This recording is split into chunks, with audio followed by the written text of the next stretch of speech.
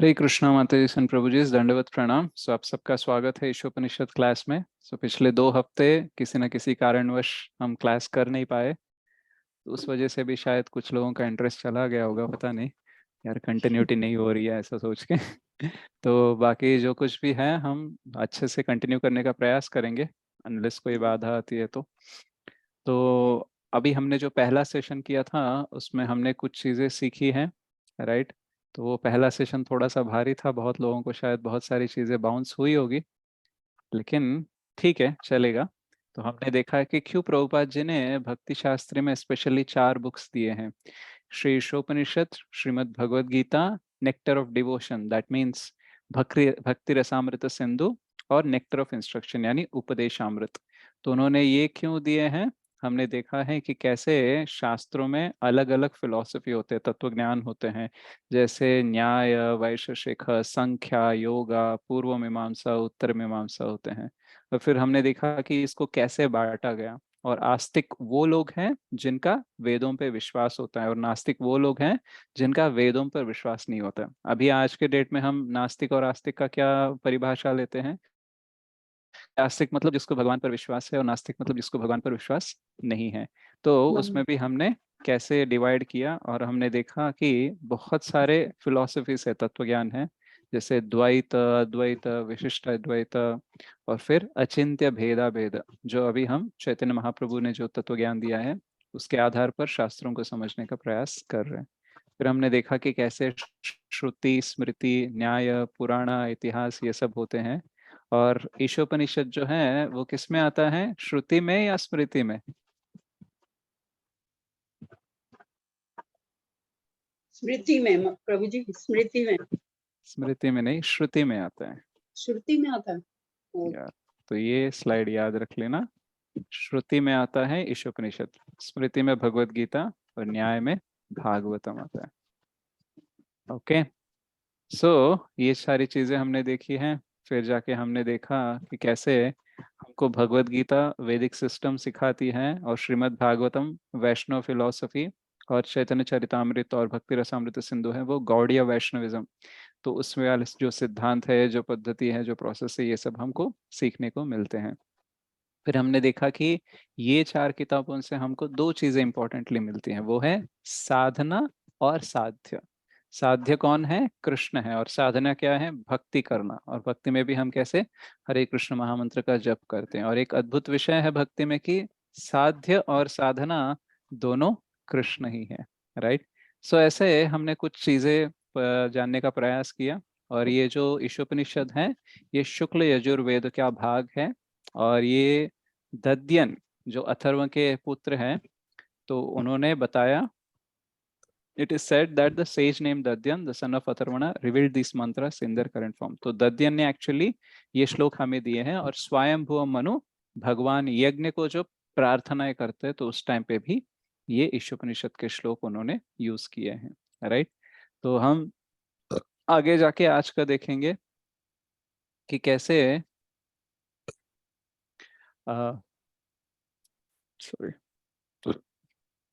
कैसे हम ईश स्तुति और बाकी मंत्रों को आगे कैसे लेके जाने वाले हैं।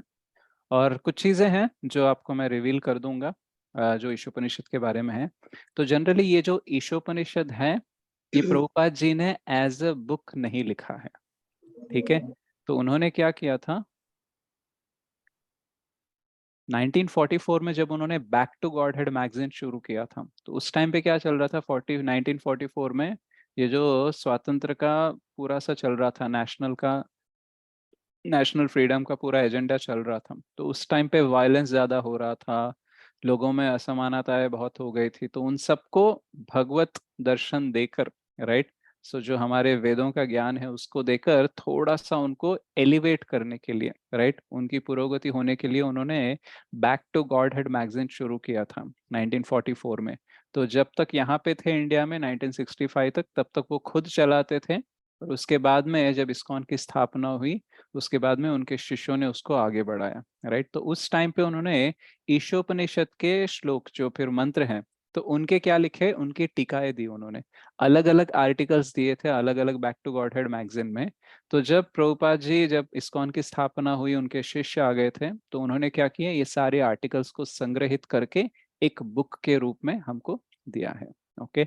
और ये जो पहला श्लोक आता है, ईश स्तुति बोलते हैं इसको, इन्वोकेशन, तो ये ईशोपनिषद का भाग नहीं है, लेकिन ईशोपनिषद में जो पहले 3 मंत्र आते हैं उसको समझने के लिए ये ईश स्तुति हमारे लिए समझना इंपॉर्टेंट है, इसलिए प्रभुपाद जी ने स्ट्रेटेजिकली उसको पहले रखा था, ईश स्तुति। तो ये जो ईश स्तुति है वो जनरली बहुत बार अलग अलग ओकेजन्स में ये ईश स्तुति की जाती है, राइट। तो ये जो मंत्र है ये ऑफिशियली ईशोपनिषद का भाग नहीं है, लेकिन प्रभुपाद जी ने हमारे लिए रखा है, ठीक है।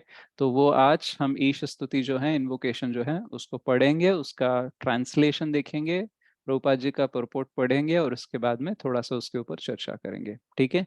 तो ईशोपनिषद जब आप सीख रहे हो ना, तो आपको थोड़ा सा ओपन माइंडेड रहना पड़ेगा और मेहनत करनी पड़ेगी, ठीक है। ये मत सोचो कि मैं एक बार देख लूंगा या पढ़ लूंगा या फिर सुन लूंगा तो समझ में आ जाएगा, नहीं, बहुत बार इसको अध्ययन करना पड़ेगा। तो थोड़ी सी सिंसियरिटी आपको बढ़ानी चाहिए, ओके। तो इसलिए क्लासेस रेगुलरली आइए, कुछ सवाल है तो पूछ लीजिए और उसे अच्छे से जानने का प्रयास कीजिए। आगे जब आप फ्यूचर में भक्ति शास्त्री करोगे तो उस टाइम पे और भी सीखोगे, इसका और रिफाइनमेंट हो जाएगा। बट अभी आपको मौका मिल रहा है ये सीखने के लिए, तो आपका पूरा जो भी 100% है आपका बेस्ट देने का प्रयास कीजिए, ठीक है। तो हम ईश स्तुति पढ़ते हैं, तो मैं एक बार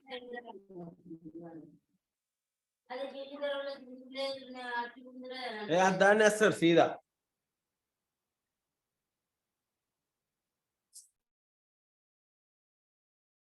ओके, मैं उसका डॉक्यूमेंट जो है वो खोलता हूँ।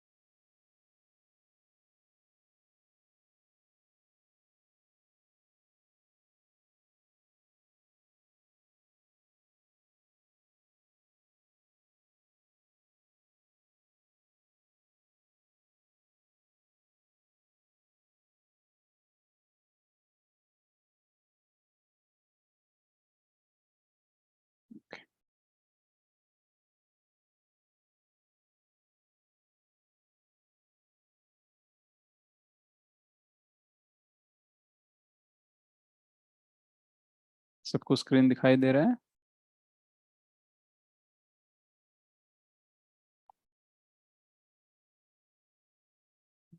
Yes, no?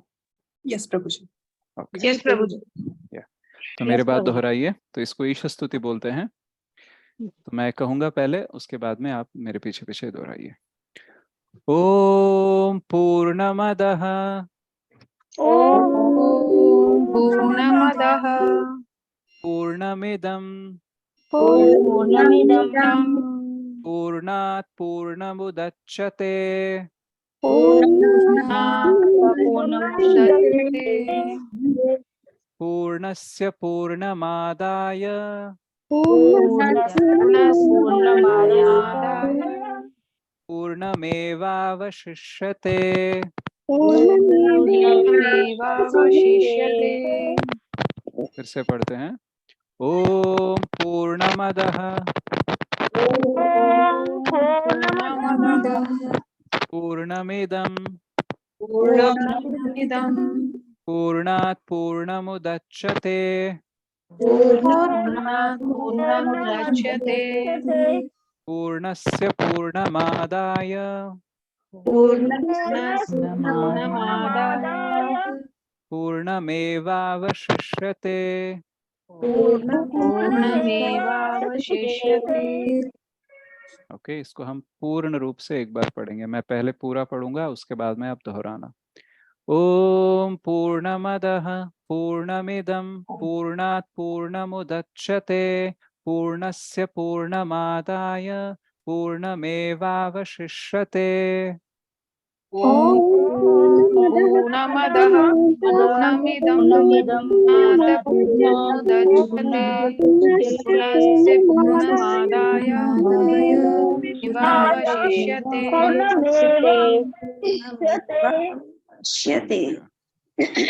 तो अभी हम इसका अनुवाद पढ़ेंगे। तो कौन पढ़ना चाहेगा अनुवाद और तात्पर्य?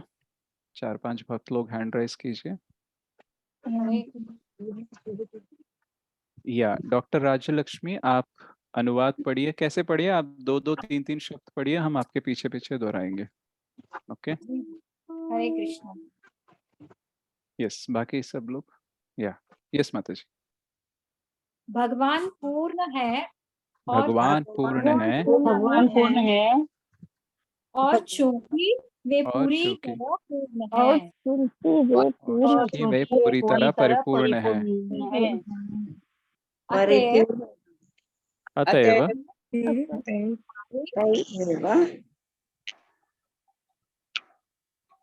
उद्भुत तथा उद्भव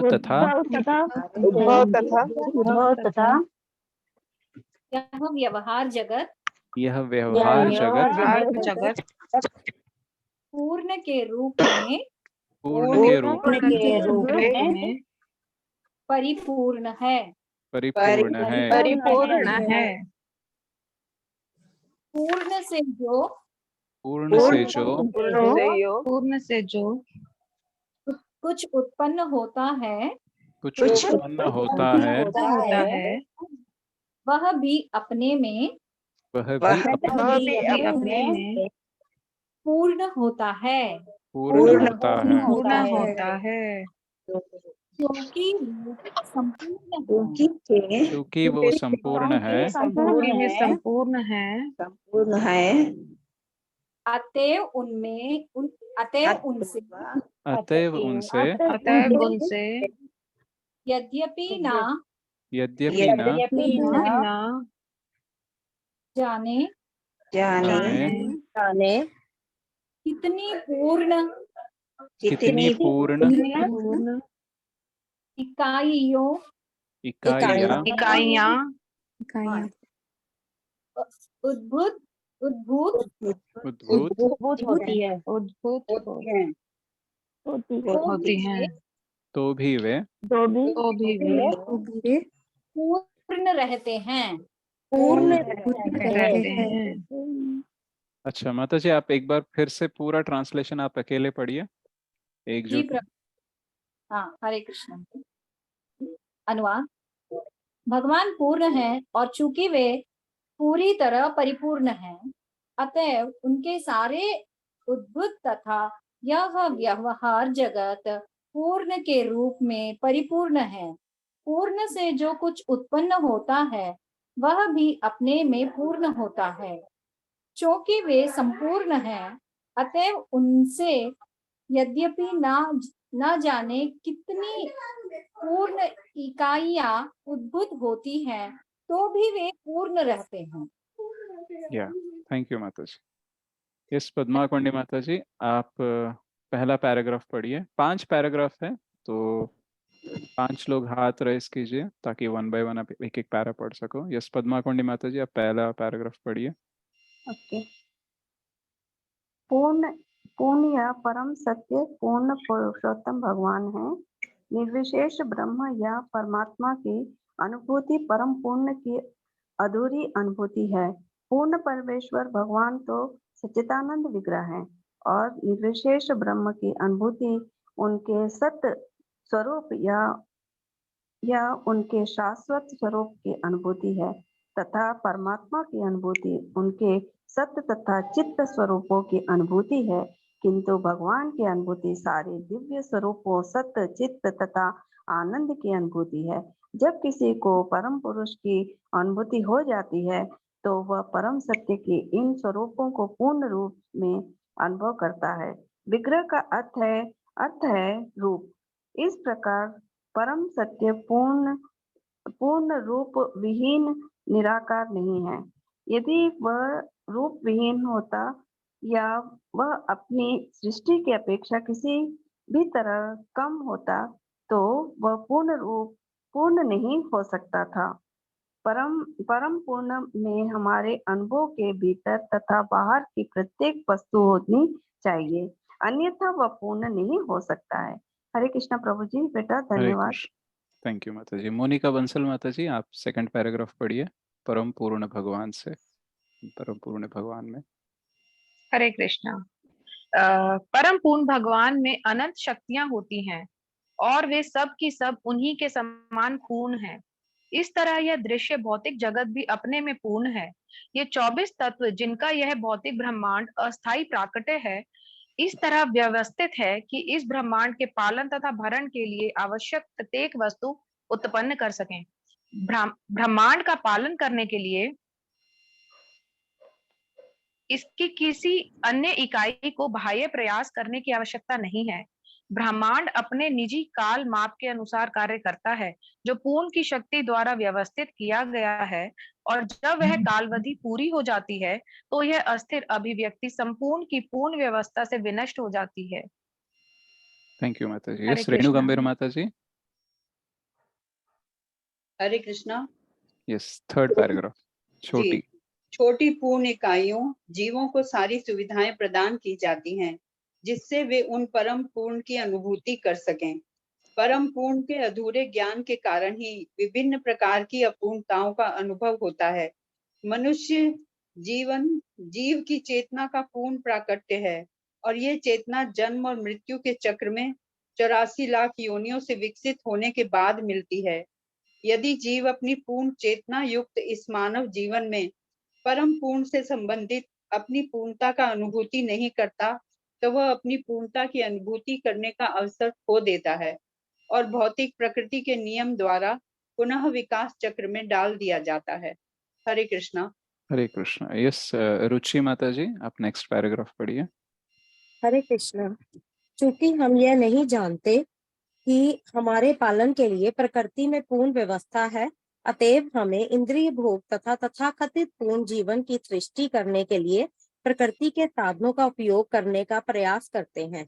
चूंकि जीव परम पूर्ण से संबंध हुए बिना इंद्रिय जीवन का भोग नहीं कर सकता, अतएव इंद्रिय भोग का भ्रमयुक्त जीवन मोह माना जाता है। शरीर का हाथ तभी तक पूर्ण इकाई है जब तक वह संपूर्ण शरीर के साथ जुड़ा हुआ रहता है।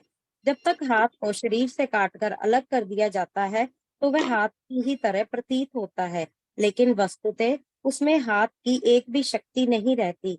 इसी प्रकार सारे जीव परम पूर्ण के अंश हैं और यदि उन्हें उस परम पूर्ण से पृथक कर दिया जाए तो पूर्णतः की भ्रामक अभिव्यक्ति उन्हें पूर्णतः तुष्ट नहीं कर सकती। हरे कृष्णा प्रभु। हरे कृष्ण। या रुक्मिणी देवीदासी माता जी, आप पढ़िए लास्ट वाला पैराग्राफ। जी प्रभु जी। मनुष्य जीवन की पूर्णता की अनुभूति तभी हो सकती है जब वह उस परम पूर्ण की सेवा में लग जाए। इस संसार की सारी सेवाएं, चाहे वे सामाजिक, राजनैतिक, सांप्रदायिक, अंतरराष्ट्रीय हो या अंतर्ग्रहीय भी हो, तब तक अपूर्ण बनी रहेंगी जब तक उन्हें परम पूर्ण के साथ संबंधित न कर दिया जाए। जब प्रत्येक वस्तु संपूर्ण से जुड़ जाती है तो उससे संलग्न सारे अंश भी अपने आप में पूर्ण हो जाते हैं। हरे कृष्ण। हरे कृष्णा। सुशील प्रभुपाद जी ने बहुत अद्भुत टीकाएं दी हैं, बहुत ही सिस्टमैटिक और परफेक्ट है। तो हम इसको थोड़ा सा जानने का प्रयास करेंगे। तो जब हम ये पढ़ते हैं श्लोक, ओम पूर्णमदः पूर्णमिदं पूर्णात् पूर्णमुदच्यते पूर्णस्य पूर्णमादाय पूर्णमेवावशिष्यते, तो जब कभी आप ये प्रोनाउंस करने का देखोगे ना तो you will feel some sweetness.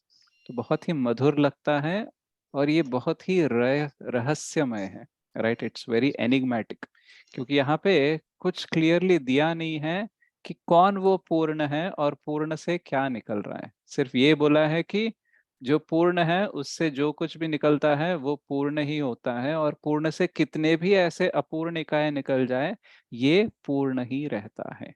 Right, तो अगर नॉर्मली देखा जाए तो पूर्ण एक वर्ड छोड़ के कुछ समझ में नहीं आएगा।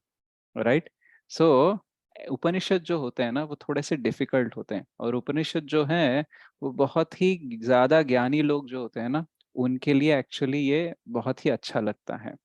तो लेकिन हम जब पढ़ते हैं तो हमको थोड़ा सा कंफ्यूजन होता है, क्योंकि हम ना उतना उच्च स्तर का ज्ञान हमारे पास है नहीं, और उतनी बुद्धि विकसित हो ही नहीं कि उपनिषद को हम डायरेक्टली समझ सके। राइट, तो हम इसको थोड़ा सा अभी समझने का प्रयास करेंगे। तो अदह यानी प्रभुपाद जी के जो तात्पर्य होते हैं या फिर उनके जो टीकाएं होते हैं, उनके जो ट्रांसलेशन होते हैं, वो हमारे लेवल को समझाकर अपने को भक्ति में लेके जाते हैं। राइट, इसीलिए जो आप वर्ड टू वर्ड ट्रांसलेशन में देखते हो ना, तो वहां पे जो शब्द नहीं है वो शब्द भी आपको इस ट्रांसलेशन में दिख सकते हैं। जैसे अदह यहाँ पे दिया गया है, लेकिन प्रभुपाद जी ने उसका क्या ट्रांसलेशन किया है, अगर आप यहाँ पे देखो तो अदह वह, यहाँ पे वह बोला है, लेकिन यहाँ पे प्रभुपाद जी ने उसका ट्रांसलेशन दिया है भगवान। राइट, तो वहां पे क्यों नहीं दिया है और यहाँ पे प्रभुपाद जी ने क्यों लिखा है, तो ये सारी चीजें हम जानेंगे। तो एक्चुअली जो उपनिषद के वर्ड्स होते हैं तो ये पूर्ण रूप से हमको क्या है एग्जैक्टली बताते नहीं है सीधा सीधा। राइट, क्यों? क्योंकि ये जो सीधा सीधा जानने का तरीका है ना वो ज्ञानियों को अच्छा नहीं लगता। उनको लगता है कुछ तो चैलेंजिंग होना चाहिए, कुछ तो पहेली होना चाहिए जिसको मैं सुलझाऊं, जिसको देखकर मुझे ज्यादा सोचना पड़े। राइट, तो वो वाला एक्चुअली हमको उपनिषद में दिखता है कि हाँ, मैं कुछ ऐसा ट्रिकी जो है उसको मैं सॉल्व करूंगा तब जाके उसको आनंद में आता है। तो ज्ञानी क्या करता है, ज्ञान लेने में, ऐसे चैलेंजिंग तरीके से ज्ञान लेने में आनंद लेते रहता है। इसलिए यहाँ पे अदह ऐसा किया गया है। वैसे तो वो भगवान ही है, लेकिन भगवान जैसा वर्ड वहां पे यूज नहीं किया है। तो क्या यूज किया है, अदह मतलब प्रोनाउन बोलते हैं। जैसे कि अगर मैं, अभी आपका नाम है जैसे रुक्मिणी देवी दासी माता जी हैं, या फिर अनुषा माता जी हैं, बिंदु माता जी हैं, ठीक है, तो मैं इनका नाम नहीं लूंगा, लेकिन फिर भी उनको बुलाना है, तो फिर मैं क्या करूंगा, कुछ दूसरा। जैसे और एक सिंपल एग्जांपल दे देते हैं। जैसे अगर आप अपने पति को बुलाना चाहते हैं, ठीक है, तो नाम से नहीं बुलाओगे, लेकिन उनको बुलाना है, तो आप कैसे बुलाओगे? राइट, ये वनडी होगा। अभी हिंदी में बोलो, थोड़ा हिंदी क्लास सुनिए। हाँ, राइट, सो अजी सुनते हो या फिर अजी सुनिए। राइट, या फिर हम अगर किसी व्यक्ति को प्रोनाउन की तरफ, मतलब उसको इशारा कर रहे तो बोलते हैं वो आदमी या ये आदमी, ये महिला या वो महिला। राइट, तो ऐसे हम क्या करते हैं, नाम नहीं ले रहे हैं लेकिन प्रोनाउन यूज करते हैं। Right, he, she, it, they, theirs, तो ये जो इंग्लिश में जैसे यूज करते हैं ना, तो वैसे यहाँ पे उपनिषद में क्या है, डायरेक्टली नहीं बोल रहे हैं लेकिन थोड़ा सा इंडिकेट कर रहे हैं।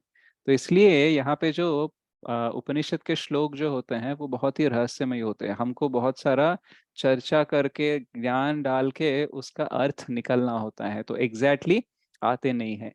तो यहाँ पे क्या दिया गया है ट्रांसलेशन में कि ये जो पूर्ण है, राइट, तो वो क्या है, परम सत्य है। और परम सत्य क्योंकि वो पूर्ण है, इसलिए उससे जो कुछ भी निकलता है वो भी पूर्ण है। एग्जाम्पल के तौर पे उन्होंने ये व्यवहार जगत यानी ये मटेरियल वर्ल्ड, भौतिक जगत के बारे में बताया।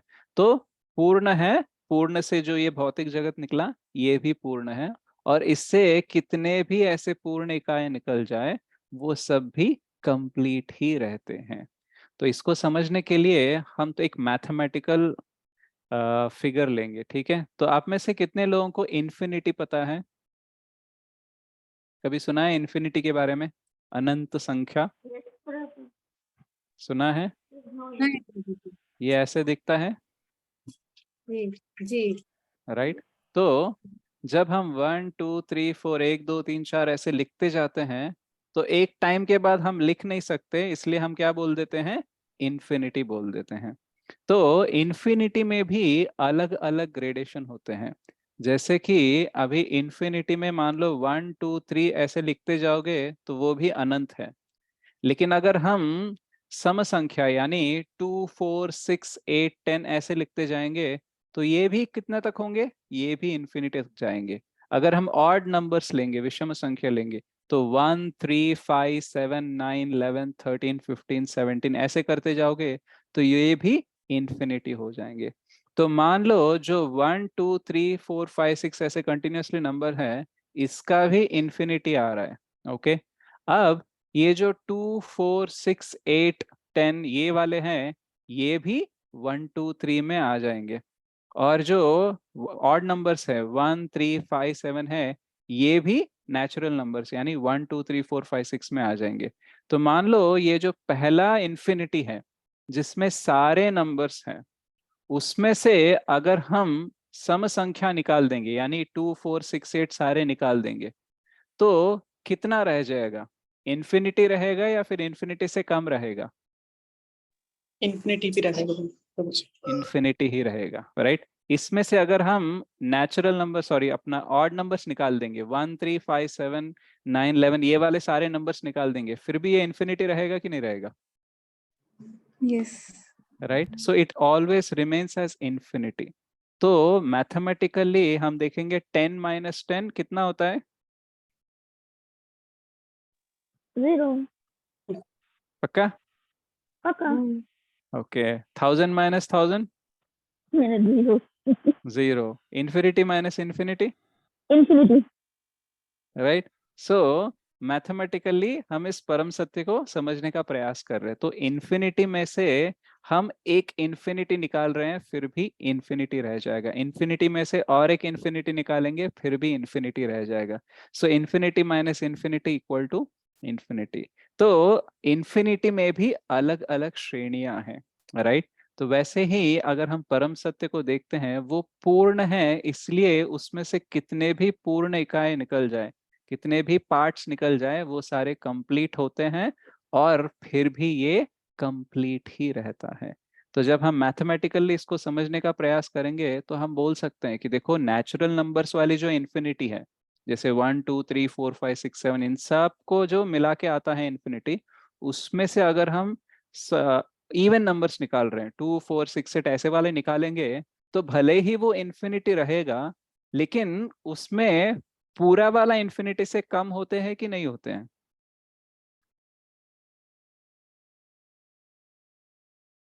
आप समझ रहे हो या फिर पूरा बाउंस हो रहा है? Not understood. नॉट होते हैं, कम होते हैं, पर राइट, इन्फिनिटी रहते हैं। देखो 3 इन्फिनिटी की बात कर रहा हूँ, natural numbers, odd numbers, even numbers. Natural numbers में क्या 1 2 3 4 5 6 सब कंटिन्यूअस है, ठीक है। और ऑड नंबर्स में क्या है 1 3 5 7 ये 1 2 वाला है।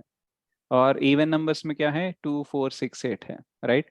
तो ये दोनों को मिलाएंगे तो ये आता है, राइट। यस। ओके, नाउ अगर मैं इसमें से इसको निकाल दूंगा, ठीक है, तो इसमें कुछ कमी होगी कि नहीं होगी? होगी। होगी, राइट। तो मैथमेटिकली होगी। हम समझने का प्रयास कर रहे हैं, लेकिन मैथमेटिकली देखा जाए तो इसमें कमी हो रही है, लेकिन परम सत्य में कोई कमी नहीं होती है। कितने भी पोर्शंस निकल जाए वो पूर्ण ही रहता है, उसमें कुछ भी कमी नहीं रहती है, राइट। तो क्योंकि ये इन्फिनिटी का हम मटेरियली समझने का प्रयास कर रहे हैं, तो इसमें क्या हो सकता है, कम हो सकता है, लेकिन वो कंप्लीटली आध्यात्मिक है, कंप्लीटली पूर्ण है, इसलिए उसमें से कितने भी पोर्शंस निकल जाए, कितने भी इकाई निकल जाए, वो पूर्ण ही रहता है। तो ये एब्सोल्यूट ट्रूथ यानी ये परम सत्य है। तो प्रभुपाद जी जब लिखते हैं इसका ट्रांसलेशन, तो वो क्या करते हैं, वो जो परम सत्य है वो परिपूर्ण है, राइट। अगर हम यहाँ पे देखेंगे जो प्रभुपाद जी का ट्रांसलेशन है, भगवान पूर्ण है और क्योंकि वे पूरी तरह परिपूर्ण है, राइट। इंग्लिश में इसको बोलते हैं परफेक्ट एंड कंप्लीट। परफेक्ट और कंप्लीट है, और ये अलग अलग एग्जाम्पल्स के साथ हमको परपोर्ट्स में सिखा रहे हैं। तो हम देखते हैं इसमें कि 5 पैराग्राफ्स हैं, तो इसको समझने के लिए तो पहले पैराग्राफ में हमको क्या समझा रहे हैं कि कैसे एब्सोल्यूट ट्रूथ यानी जो परम सत्य है वो सत्य चित्त आनंद इन तीनों पहलुओं में हमको साक्षात्कार करना चाहिए, तभी जाके हम बोल सकते हैं कि पूर्ण रूप से हमारा साक्षात्कार हुआ है परम सत्य का। और फिर नेक्स्ट पैराग्राफ में क्या बोलते हैं कि ये जो भौतिक जगत है ये भी अपने आप में ये पूर्ण है।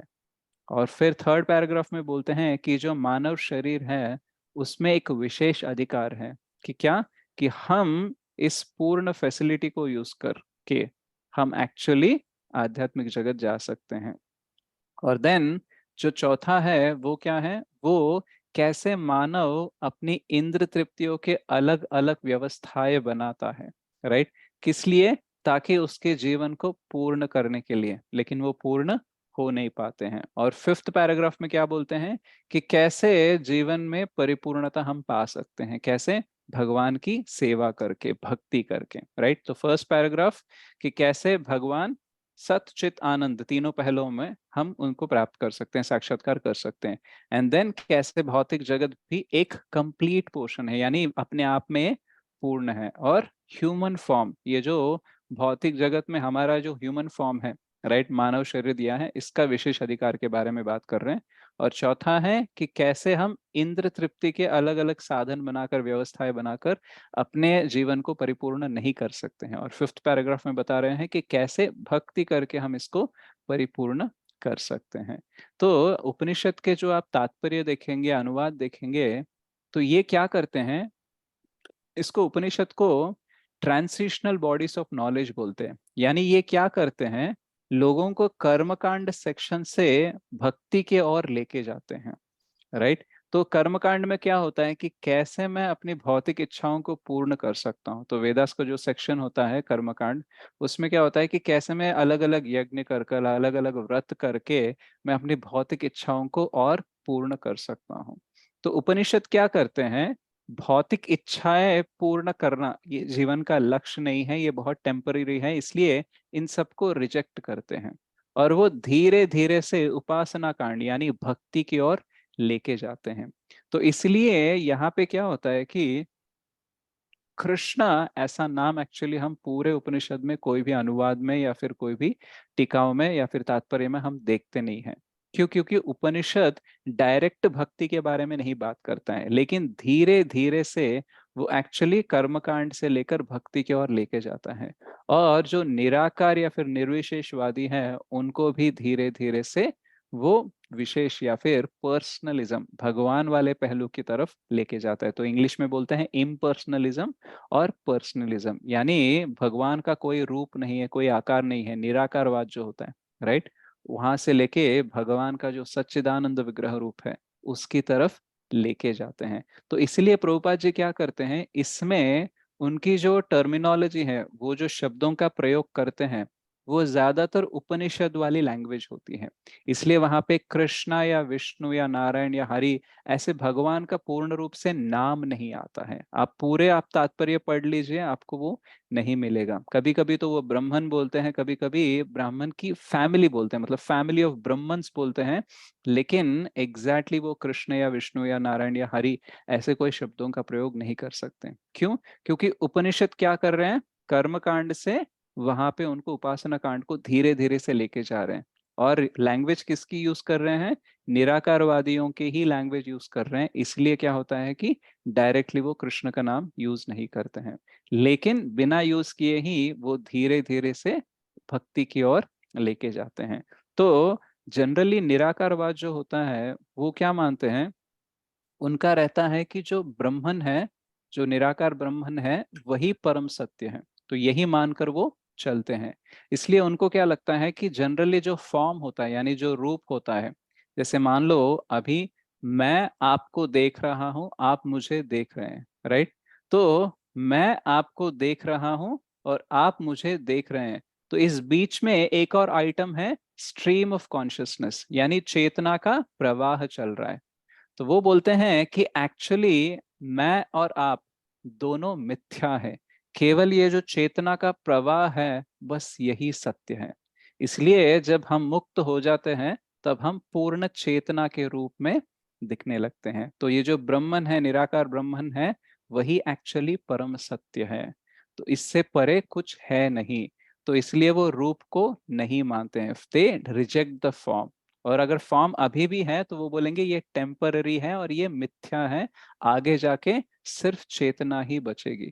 तो जो निराकार ब्रह्मन का साक्षात्कार करते हैं, राइट, तो उसको इम्पर्सनलिज्म बोलते हैं या फिर निराकारवाद बोलते हैं। तो ये क्या करते हैं, सिर्फ ब्रह्मन का सत्य वाला एस्पेक्ट जो है, राइट, सिर्फ उसी को वो साक्षात्कार कर पाते हैं। लेकिन एक्चुअली जो परम सत्य है वो ब्रह्मन, परमात्मा और भगवान तीनों पहलुओं में होता है। जैसे प्रभुपाद जी ने यहाँ पे तात्पर्य में दिया था कि तीनों पहलुओं में जब हमारा साक्षात्कार होगा उसको ही परिपूर्ण साक्षात्कार बोल सकते हैं। अगर केवल ब्रह्मन का है लेकिन परमात्मा और भगवान का नहीं है साक्षात्कार, तो उसको पूर्ण नहीं बोल सकते, राइट। तो ये जो निराकारवादी होते हैं ये क्या करते हैं, मैक्सिमम ब्रह्मन तक जाते हैं। और जो सेकंड लेवल योगीस होते हैं वो क्या करते हैं, वो परमात्मा रियलाइजेशन तक जाते हैं, परमात्मा का साक्षात्कार करने जाते हैं। तो परमात्मा का साक्षात्कार कैसे समझते हैं वो, एक तो चेतना का प्रवाह है, चेतना है, लेकिन कोई तो है जो सबके हृदय में रहता है और सबको उसके बारे में, सॉरी, उसको सबके बारे में पता है। यानी केवल चेतना ही नहीं, उस चेतना के साथ एक व्यक्ति भी है। तो जब इस लेवल का साक्षात्कार होता है तो इसको बोलते हैं सत और चित। और थर्ड लेवल है जो भक्तों का साक्षात्कार होता है, उसको बोलते हैं सत चित्त आनंद। यानी परब्रह्मन जो निराकार ब्रह्मन है वो परमात्मा और उसके साथ साथ भगवान। तो जो हम भगवान के साथ आदान प्रदान करते हैं, राइट, तो ये एक्चुअली पूर्ण रूप से सत चित्त आनंद का पूरा साक्षात्कार है। तो इसको हम सिंपल एग्जाम्पल में समझने का प्रयास करेंगे। तो जैसे मान लो गुलाब जामुन है, राइट, तो गुलाब जामुन के 3 फीचर्स होते हैं, 3 पहलू होते हैं। एक, अगर अच्छे से गुलाब जामुन आप एकदम बहुत अच्छे से पका रहे हो तो उसका सुगंध भी आता है। आता है नहीं आता है? आता है। आता है, ओके। तो एक तो सुगंध आता है और दूसरा गुलाब जामुन का शेप होता है, वो दिखने में कैसा होता है ये हम देख सकते हैं। और तीसरा क्या होता है, उसका टेस्ट होता है, राइट। तो परब्रह्मन जो है या फिर जो एब्सोल्यूट ट्रुथ, जो परम सत्य है, राइट, वो एक्चुअली सत चित आनंद तीनों उसमें होते हैं। तो जैसे गुलाब जामुन में सुगंध होता है, उसका शेप होता है और उसका टेस्ट होता है, वैसे ही परम सत्य का निराकार ब्रह्मन वाला होता है पहलू, और परमात्मा वाला पहलू होता है, और भगवान वाला पहलू होता है, राइट। मान लो अगर गुलाब जामुन किचन में पक रहा है, आप किचन के बाहर हो, तो आपको इन 3 में से किसका अनुभव होगा, सुगंध का होगा या फिर शेप का होगा या टेस्ट का होगा? सुगंध, स्मेल। राइट, सुगंध का होगा। तो फिर आप थोड़ा सा पास में जाओगे किचन में तो किसका होगा अनुभव? शेप का। शेप शेप का भी का होता है। अनुभव होगा, राइट। और अगर गुलाब जामुन आपने मुंह में डाल लिया तो किसका अनुभव होगा? टेस्ट का। टेस्ट टेस्ट का। का। तो जब आपको सुगंध आ रहा था तब भी उसका शेप और टेस्ट था कि नहीं था? था। तो जब आपने सुगंध और शेप को देखा तब भी सुगंध, शेप और टेस्ट तीनों थे कि नहीं? राइट। तो गुलाब जामुन के नजरिए से देखा जाए तो फिर उसका सुगंध, उसका शेप, उसका टेस्ट ऑटोमेटिकली रहता है। लेकिन जो परसीव कर रहा है, मतलब जो व्यक्ति उसके पास आ रहा है, उसके हिसाब से उसका अलग अलग रियलाइजेशन हो रहा है। लेकिन गुलाब जामुन के पास वो तीनों हमेशा से ही थे। तो वैसे ही निराकार ब्रह्मन भी सच्चित आनंद है, परमात्मा भी सच्चित आनंद है, भगवान भी सच्चित आनंद है। लेकिन हम जब उसको पूर्ण रूप से उसको साक्षात्कार करने का प्रयास करते रहते हैं तो धीरे धीरे से पहले निराकार तक आते हैं, फिर परमात्मा और फिर भगवान का रियलाइजेशन यानी साक्षात्कार होता है। तो कवि कर्णपुर जो आनंद वृंदावन चंपू एक किताब लिखते हैं, ग्रंथ लिखते हैं, तो उसमें बताते हैं कि श्रीमती राधा रानी जब प्रसाद कुक करती है, राइट, तो प्रसाद की महिमा के बारे में बताते हैं, तो वो ऐसे कुक करती हैं कि पहले तो जब वो पकता है उस टाइम पे जो सुगंध आता है उससे ही एकदम मन मोहित हो जाता है। और जब आप उसको देखते हो, देखकर उसका शेप और उसका टेक्सचर वो सब देखकर ही और भी आपका मन मोहित हो जाता है। और जब आप उसका एक निवाला लेते हो तो और भी नेक्स्ट लेवल वाला आपका मन मोहित हो जाता है, इतना कैप्टिवेटिंग रहता है, राइट। तो वैसे ही अगर हम परम सत्य को भी देखेंगे तो इस गुलाब जामुन के एग्जाम्पल से तो हमने क्या देखा कि इसका भी सुगंध है, इसका भी शेप है और इसका भी एक्चुअली टेस्ट है। तो जो व्यक्ति टेस्ट कर लेगा गुलाब जामुन को तभी हम बोल सकते हैं कि उसने गुलाब जामुन टेस्ट किया। अगर किसी ने सिर्फ सुगंध लिया तो क्या हम बोल सकते हैं कि उसने गुलाब जामुन टेस्ट किया? नहीं। नहीं। अगर उसने सुगंध देखा और शेप देखा तो क्या बोल सकते हैं उसने टेस्ट किया? नहीं। नहीं। जब वो टेस्ट करता है तभी हम बोलते हैं कि टेस्ट किया। और जब हम टेस्ट करते हैं तो देखना और उसका सुगंध और उसका टेस्ट तीनों एक साथ हो सकते हैं। तो that is the actually complete realisation. तो वो है पूर्ण रूप से साक्षात्कार करना। और जब तक ये नहीं होता हम ये नहीं बोल सकते कि पूर्ण रूप से साक्षात्कार हो गया। तो ब्रह्मन का भी यानी निराकार ब्रह्मन का भी साक्षात्कार हो गया तो वो भी कंप्लीट नहीं है, सिर्फ सुगंध आया है। परमात्मा का साक्षात्कार हो गया फिर भी वो कंप्लीट नहीं, सिर्फ आपने शेप और सुगंध देखा। लेकिन जब आप एक्चुअल में भगवान फीचर जो आदान प्रदान करते हो, भक्ति सेवा करते हो, उस टाइम पे जो टेस्ट आता है वो पूरा मिला के ही उसको साक्षात्कार बोलते हैं, राइट। तो पहले पैराग्राफ में प्रभुपाद जी क्या बोलते हैं, जब तक सत चित आनंद यानी निराकार ब्रह्मन और परमात्मा और भगवान इन तीनों का साक्षात्कार नहीं हो जाता तब तक आप पूर्ण रूप से साक्षात्कार उसको नहीं बोल सकते हो, राइट। तो ये चीजें समझना क्यों इंपॉर्टेंट है, क्योंकि अगर हम आधा आधा साक्षात्कार लेके जाएंगे तो क्या हो जाएगा, हमको पूर्ण रूप से भगवान को हम समझ नहीं पाएंगे और पूर्ण रूप से ये जो पूरा ईशोपनिषद है, राइट, इसको हम समझ नहीं पाएंगे। तो ये हो गया पहला पैराग्राफ में। अब जाके आगे जाके सेकंड पैराग्राफ में क्या बोलते हैं कि ये जो जगत है, राइट, तो ये जगत जो है ये भी अपने आप में ही एक पूर्ण है। और यहाँ पे बोलते हैं कि कोई बाहरी रूप से कोई इकाई की जरूरत नहीं है इसको मेंटेन करने के लिए, ये अपने आप में ही पूर्ण है। तो इसके बारे में हम थोड़ा सा चर्चा करते हैं। तो जो आस्तिक होते हैं, जिनको भगवान पर विश्वास होता है, वेदों पर विश्वास होता है, वो जब इस जगत को देखते हैं तो बोलते हैं देखो भगवान ने कितनी अच्छी सृष्टि की है। देखो यहाँ समंदर से ऐसे पानी भाप में बदल जाता है, वो बादल में बदल जाता है, फिर वर्षा होती है, फिर धन धान्य हमारे लिए निकल के आता है और ऐसा हमारा जीवन चलता है। तो देखो कितना सिस्टमैटिकली डिजाइन किया भगवान ने। तो ऐसे बोलते हैं, जो वेदों पर विश्वास है, भगवान पर विश्वास है, वो लोग ऐसे बोलते हैं। लेकिन जो नास्तिक लोग होते हैं वो क्या बोलते हैं, अरे क्या सही बनाया है, एक्चुअली ये सब कुछ ढंग का है ही नहीं। अगर ये परफेक्ट डिजाइन होता तो एक बात बताओ, समंदर पे वर्षा गिरने की क्या जरूरत है, वहां पे तो ऑलरेडी पानी है।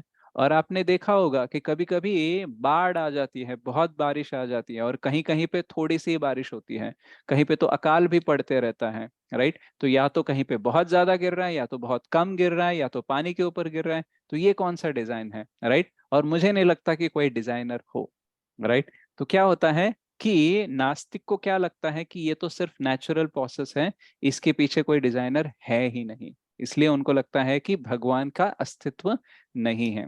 तो एक्चुअली चीजें ऑटोमेटिकली हो रही है, समंदर का पानी भाप में बदल रहा है, बादल में बदल रहा है, फिर बारिश हो रही है। तो ये जो पूरा साइकिल है ये ऑटोमेटिकली ही हो रहा है। लेकिन विश्व में या फिर पूरे जगत में ऐसी कोई ऑटोमेटिक चीज नहीं होती जिसके पीछे डिजाइनर ना हो, राइट। कितना भी आप ऑटोमेटिक चीज देख लो, जैसे कभी बच्चा खेलता है किसी खिलौने के साथ, तो उसके पास अगर एक कार दिया जाए तो वो क्या करता है, कार को ऐसे ढकेलता है, ढकेलता है तो क्या होता है, कार आगे जाती है। लेकिन कुछ ऑटोमेटिक कार होती हैं जिसका सिर्फ बटन ऑन कर दो, वो कार ऑटोमेटिकली इधर उधर जाते रहते हैं। देखा है आपने ऐसे कोई खिलौने? हाँ You have seen? जी प्रभु जी। तो मान लो हमने बटन ऑन कर दिया और उस बच्चे के सामने छोड़ दिया, तो बच्चा क्या देखेगा कि कार कोई नहीं चला रहा है लेकिन कार अपने आप चल रहा है, तो इसको चलाने की किसी की जरूरत नहीं है, ऐसा लगेगा कि नहीं लगेगा? यस प्रभु जी। राइट। तो वो कार में झांक कर भी देखेगा, वहां पे भी कोई नहीं चला रहे हैं, कार के आजू बाजू में भी कोई नहीं है, तो उसको क्या लगेगा, एक्चुअली इसके पीछे कोई है ही नहीं, ये ऑटोमेटिकली चल रहा है। तो absence of designer is not the thing, absence of the awareness of the designer is the thing. यानी इसका कोई डिजाइनर नहीं है, कोई सृष्टिकर्ता नहीं है, ये समझना गलत है। क्योंकि हम क्या कर रहे हैं, हमारे सामने जो नहीं दिख रहा है उसको पकड़ के हम बोल रहे हैं कि देखो इसका कोई सृष्टिकर्ता नहीं है। तो एक्चुअली सृष्टिकर्ता है, लेकिन हमको ज्ञात नहीं है कि उसका सृष्टिकर्ता है। राइट। तो डिजाइनर है, और ये इतना परफेक्ट डिजाइन है, इसको हम इसका उद्देश्य देखकर और समझने का प्रयास करेंगे। जैसे मान लो अगर कोई फोन है, राइट, ये तो वैसे स्मार्टफोन है, लेकिन मान लो अगर कोई बटन वाला फोन है, ठीक है, तो उस बटन वाले फोन का लेकर, उसको फोन को लेकर हम क्या करेंगे, उसमें मैं किताब लिखना चाहता हूँ, ठीक है, तो मैं टाइप कर रहा हूँ जो जो मुझे लिखना है। तो आपको पता है वो जो बटन वाला फोन होता है उसमें सारे लेटर्स के अलग अलग बटन नहीं होते हैं, एक एक में कितने होते हैं, 3 होते हैं। आपको याद है वो वाला फोन, कीपैड ये वाला phone? Prabhu first right, Nokia division. Nokia वाला, ऐसे देख लो। तो उसमें मान लो आप लिख रहे हो, ठीक है, तो कितना टाइम लगेगा, मान लो अगर आपको 300 वर्ड्स लिखने हैं तो कितना टाइम लगेगा? Takes lot of right. Time लगेगा। और फिर आपको लगेगा कि यार ये क्या है, मैं 300 वर्ड पेपर पे लिखता तब भी फास्ट लिखता, ये मोबाइल पे लिखने का प्रयास कर रहा हूँ लेकिन ये हो ही नहीं रहा है। ऐसा कैसा फोन बना दिया इन्होंने। और मैं अगर डिजाइनर को ऐसे उसको कमेंट्स करता रहूंगा कि देखो ये कितना भद्दा फोन बनाया आपने, मेरे को एक 300 वाला लिखने के लिए इतना टाइम लग रहा है, अगर मैं बुक लिखना चाहता हूँ तो फिर कितना टाइम लगेगा, ऐसा थोड़ी ना आप बनाते हो। तो अगर ऐसी कोई निंदा कर रहा है डिजाइनर की, तो आप क्या बोलोगे उसको? अज्ञानी। अज्ञानी। क्यों? क्योंकि ये डिजाइनर बोलेगा माय डियर सर, एक्चुअली ये फोन ना बुक लिखने के लिए नहीं बनाया है, ये एक्चुअली कॉल करने के लिए बनाया है। अगर आपको कुछ लिखना है तो थोड़ा सा छोटा मैसेज लिख सकते हो, लेकिन इसके ऊपर आप बुक नहीं लिख सकते। अगर बुक लिखना है तो आप लैपटॉप ले लो या फिर कंप्यूटर ले लो, MS वर्ड पे, उस पे इस पे लिखो, लेकिन फोन पे आप लिख नहीं सकते हो। तो क्या किया, मैंने फोन लिया लेकिन फोन का जो उद्देश्य है उसको छोड़ दिया और अपना उद्देश्य उसके ऊपर रगड़ना स्टार्ट कर दिया। तो मैं बुक लिखना चाहता हूं उस मोबाइल पे, और ये मोबाइल मुझे बुक नहीं लिखने दे रहा है, इसलिए मैं बोल रहा हूँ, निंदा कर रहा हूँ कि ये मोबाइल खराब है। राइट। लेकिन डिजाइनर क्या बोलता है, ये मोबाइल बुक लिखने के लिए बना ही नहीं। राइट। तो जो नास्तिक होते हैं वो क्या बोलते हैं, देखो अगर भगवान होते तो ये सब होने देते, देखो कहाँ कहाँ कैसे कैसे वर्षा हो रही है, कहाँ कहाँ कितना क्राइम हो रहा है, ये सब हो रहा है एक्चुअली, इसका मतलब कोई डिजाइनर है ही नहीं। राइट। और आस्तिक जो है, जो भक्त है, वो क्या बोलता है, देखो भगवान की सृष्टि कितनी अच्छी है, यहाँ पे कितनी सुविधा दी गई है ताकि हमको यहाँ पे रहने लायक बनाया है, हमारा जो भी सर्वाइवल है उसका हो जाए, इसलिए ये सब प्रोसेस दिया है। तो ये सब बोलता है आस्तिक। तो आस्तिक और नास्तिक दोनों भी थोड़ा थोड़ा सच बोल रहे हैं। राइट। लेकिन एग्जैक्टली हमको अगर इसको समझना है तो दोनों का जो विचार है उसको लेकर देखते हैं। तो आस्तिक क्या बोलता है, सुविधाएं बनाए हैं। राइट। और नास्तिक क्या बोलता है, क्या सुविधाएं, जहां देखो वहां कष्ट ही है, दुख ही तो भोगना है। तो यहाँ पे भौतिक जगत में दोनों होते हैं, सुविधाएं भी होते हैं और दुख और कष्ट भी होता है। राइट। तो ये दोनों जगह एक साथ, दो जगहों पे हम आंखों के सामने देख सकते हैं। एक है जेल, तो जेल में क्या होता है, सुविधा भी होती है। जो कैदी होता है उसको खाने को मिलता है, कपड़े मिलते हैं, उसको रहने के लिए एक कमरा भी मिलता है। मिलता है कि नहीं मिलता है? मिलता हाँ, है। मिलता है। राइट। और वहां पे मिलता है उसको प्रभु। कष्ट और दुख भी मिलता है। मिलता है कि नहीं मिलता है? जरूर। मिलता है राइट। प्रभु जी। राइट। लेकिन जेल का उद्देश्य क्या है? सुधारना। सुधारने के लिए। उसको पनिशमेंट देकर सुधारना उसका उद्देश्य है। तो अगर उद्देश्य के हिसाब से हम जेल को देखेंगे तो कैदी अगर कंप्लेंट करेगा कि देखो इधर एसी नहीं है, ये देखो ऐसे क्या छोटा सा कमरा दिया है, थोड़ा सा बड़ा चाहिए था, 2 BHK चाहिए था, ये क्या जेल बनाया, अगर ऐसा बोलने लगा तो फिर उसको क्या बोल सकते हैं हम? पागल। पागल। तो आपका कमरा नहीं है। राइट। तो ये है क्या है, जेल है। जेल के उद्देश्य के हिसाब से देखा जाए तो जेल परफेक्ट है। राइट। कैदी के लिए पोषण भी हो रहा है और उसका सुधार भी हो रहा है। और एक जगह हम देखते हैं वो है हॉस्पिटल। हॉस्पिटल में भी उसका पोषण करने के लिए पेशेंट का सुविधाएं होते हैं और उसके साथ साथ दुख भी होता है, क्योंकि दवाई लेते हैं, इंजेक्शन लेते हैं, राइट, सो के रहना पड़ता है, ज्यादा फैसिलिटीज नहीं रहती है। तो क्या हो रहा है, हॉस्पिटल में और जेल में दोनों जगहों पे थोड़ी सी सुविधा भी है और कष्ट भी है, लेकिन दोनों का उद्देश्य क्या है, सुधारना है। राइट। तो एक्चुअली जब हम इस भौतिक जगत को इस उद्देश्य के साथ देखेंगे कि मुझे इंद्र तृप्ति करनी है, तो हम एक्चुअली उस उद्देश्य को कभी पूर्ण कर ही नहीं सकते, क्योंकि हमारा जो शरीर है और ये जो भौतिक जगत है ना, इसमें पूर्ण रूप से हम इंद्र तृप्ति कर ही नहीं सकते।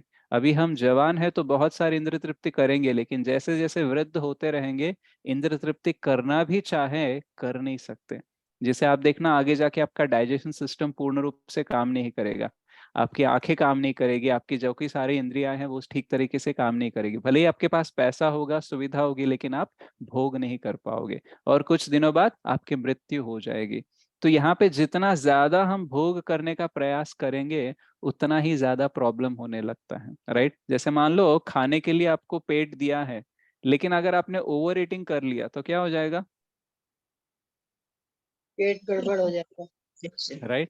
तो यहाँ पे पेट भरने तक ही उद्देश्य है, उससे ज्यादा खा लिया तो विपरीत हो जाता है।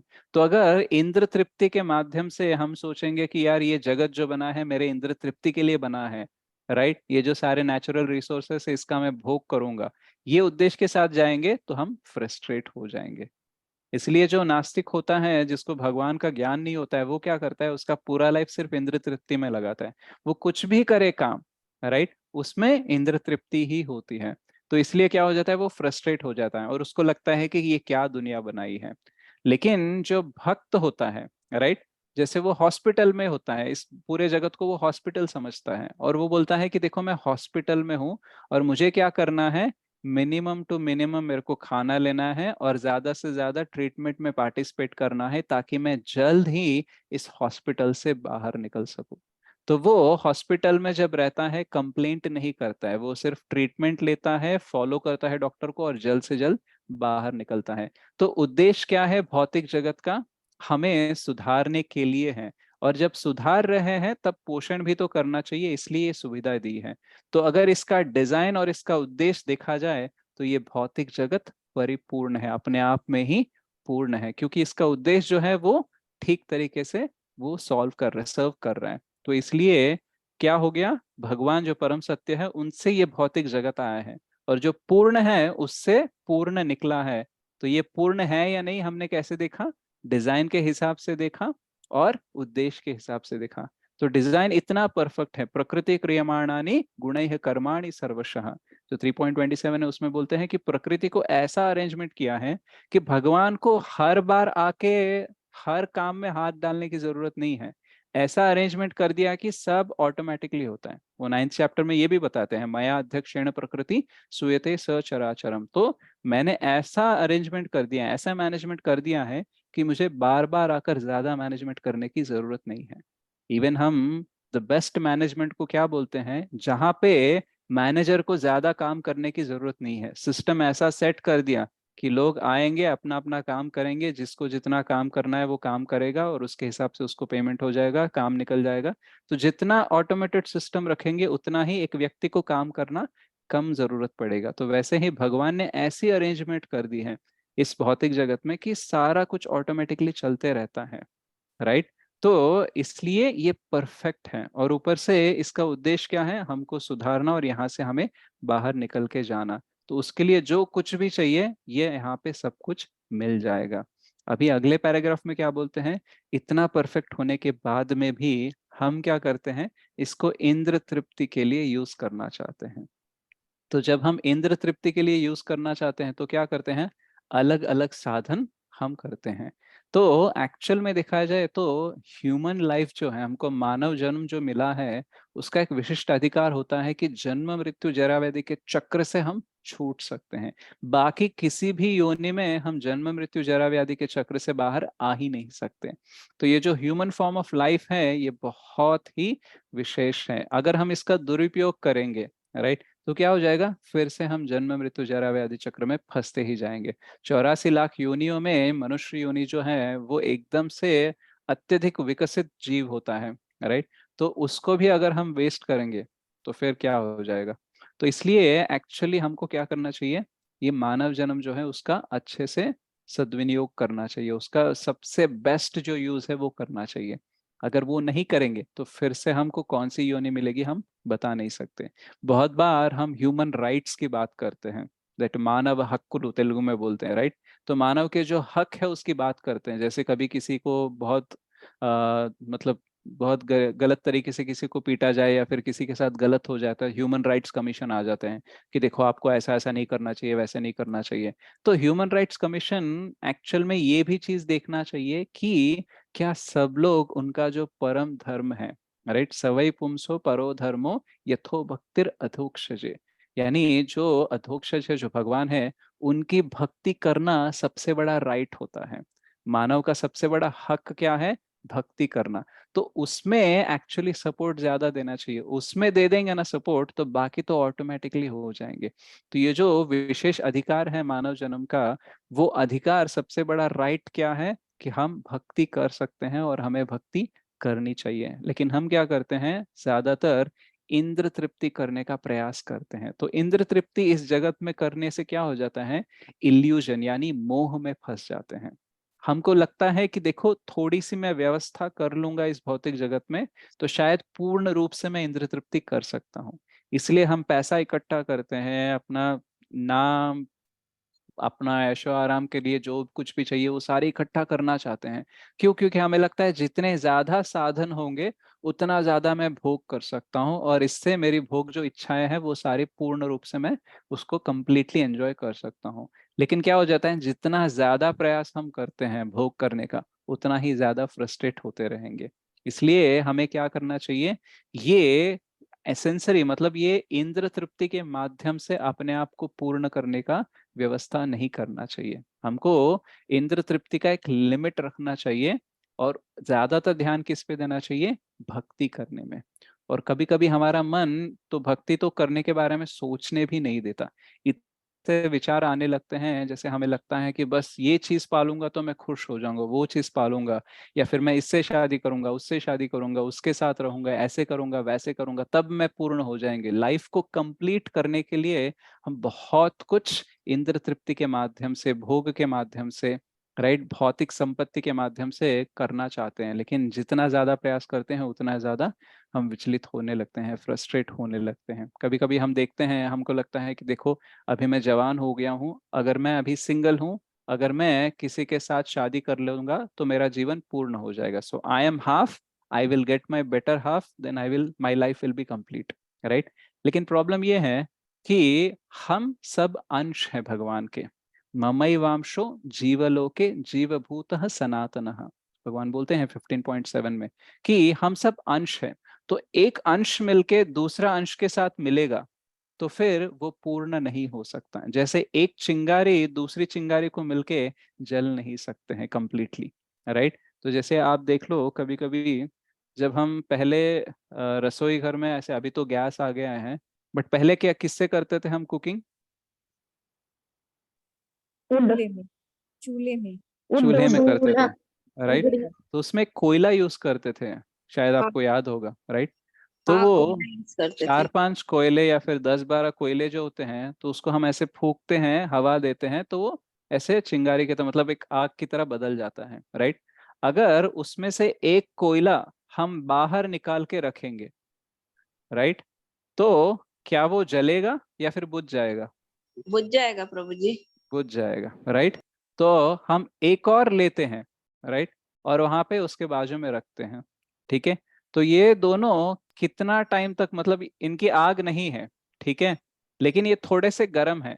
अगर दो गरम गरम कोयलों को हम बाजू में रखेंगे तो वो कितनी देर तक जलेंगे? थोड़ी देर तक ही जलेंगे। राइट, लेकिन अगर उन दोनों को लेकर फिर से उसी आग में डालेंगे तो कितनी देर जलेंगे? फिर बहुत देर तक जलेगा। राइट, तो वो जो पूर्ण रूप से आग है ना, वो एक्चुअली भगवान है। तो उससे हम थोड़ा सा अलग हो जाएंगे ना, तो थोड़ी देर जलेंगे लेकिन पूर्ण रूप से हम वहां पे जल नहीं पाएंगे। एक और एग्जाम्पल यहाँ पे हमको परपोर्ट में देते हैं, तात्पर्य में, कि जैसे हाथ है, राइट, तो हाथ जब तक शरीर से जुड़ा है ना, तो हाथ का वैल्यू है और हाथ में शक्ति है।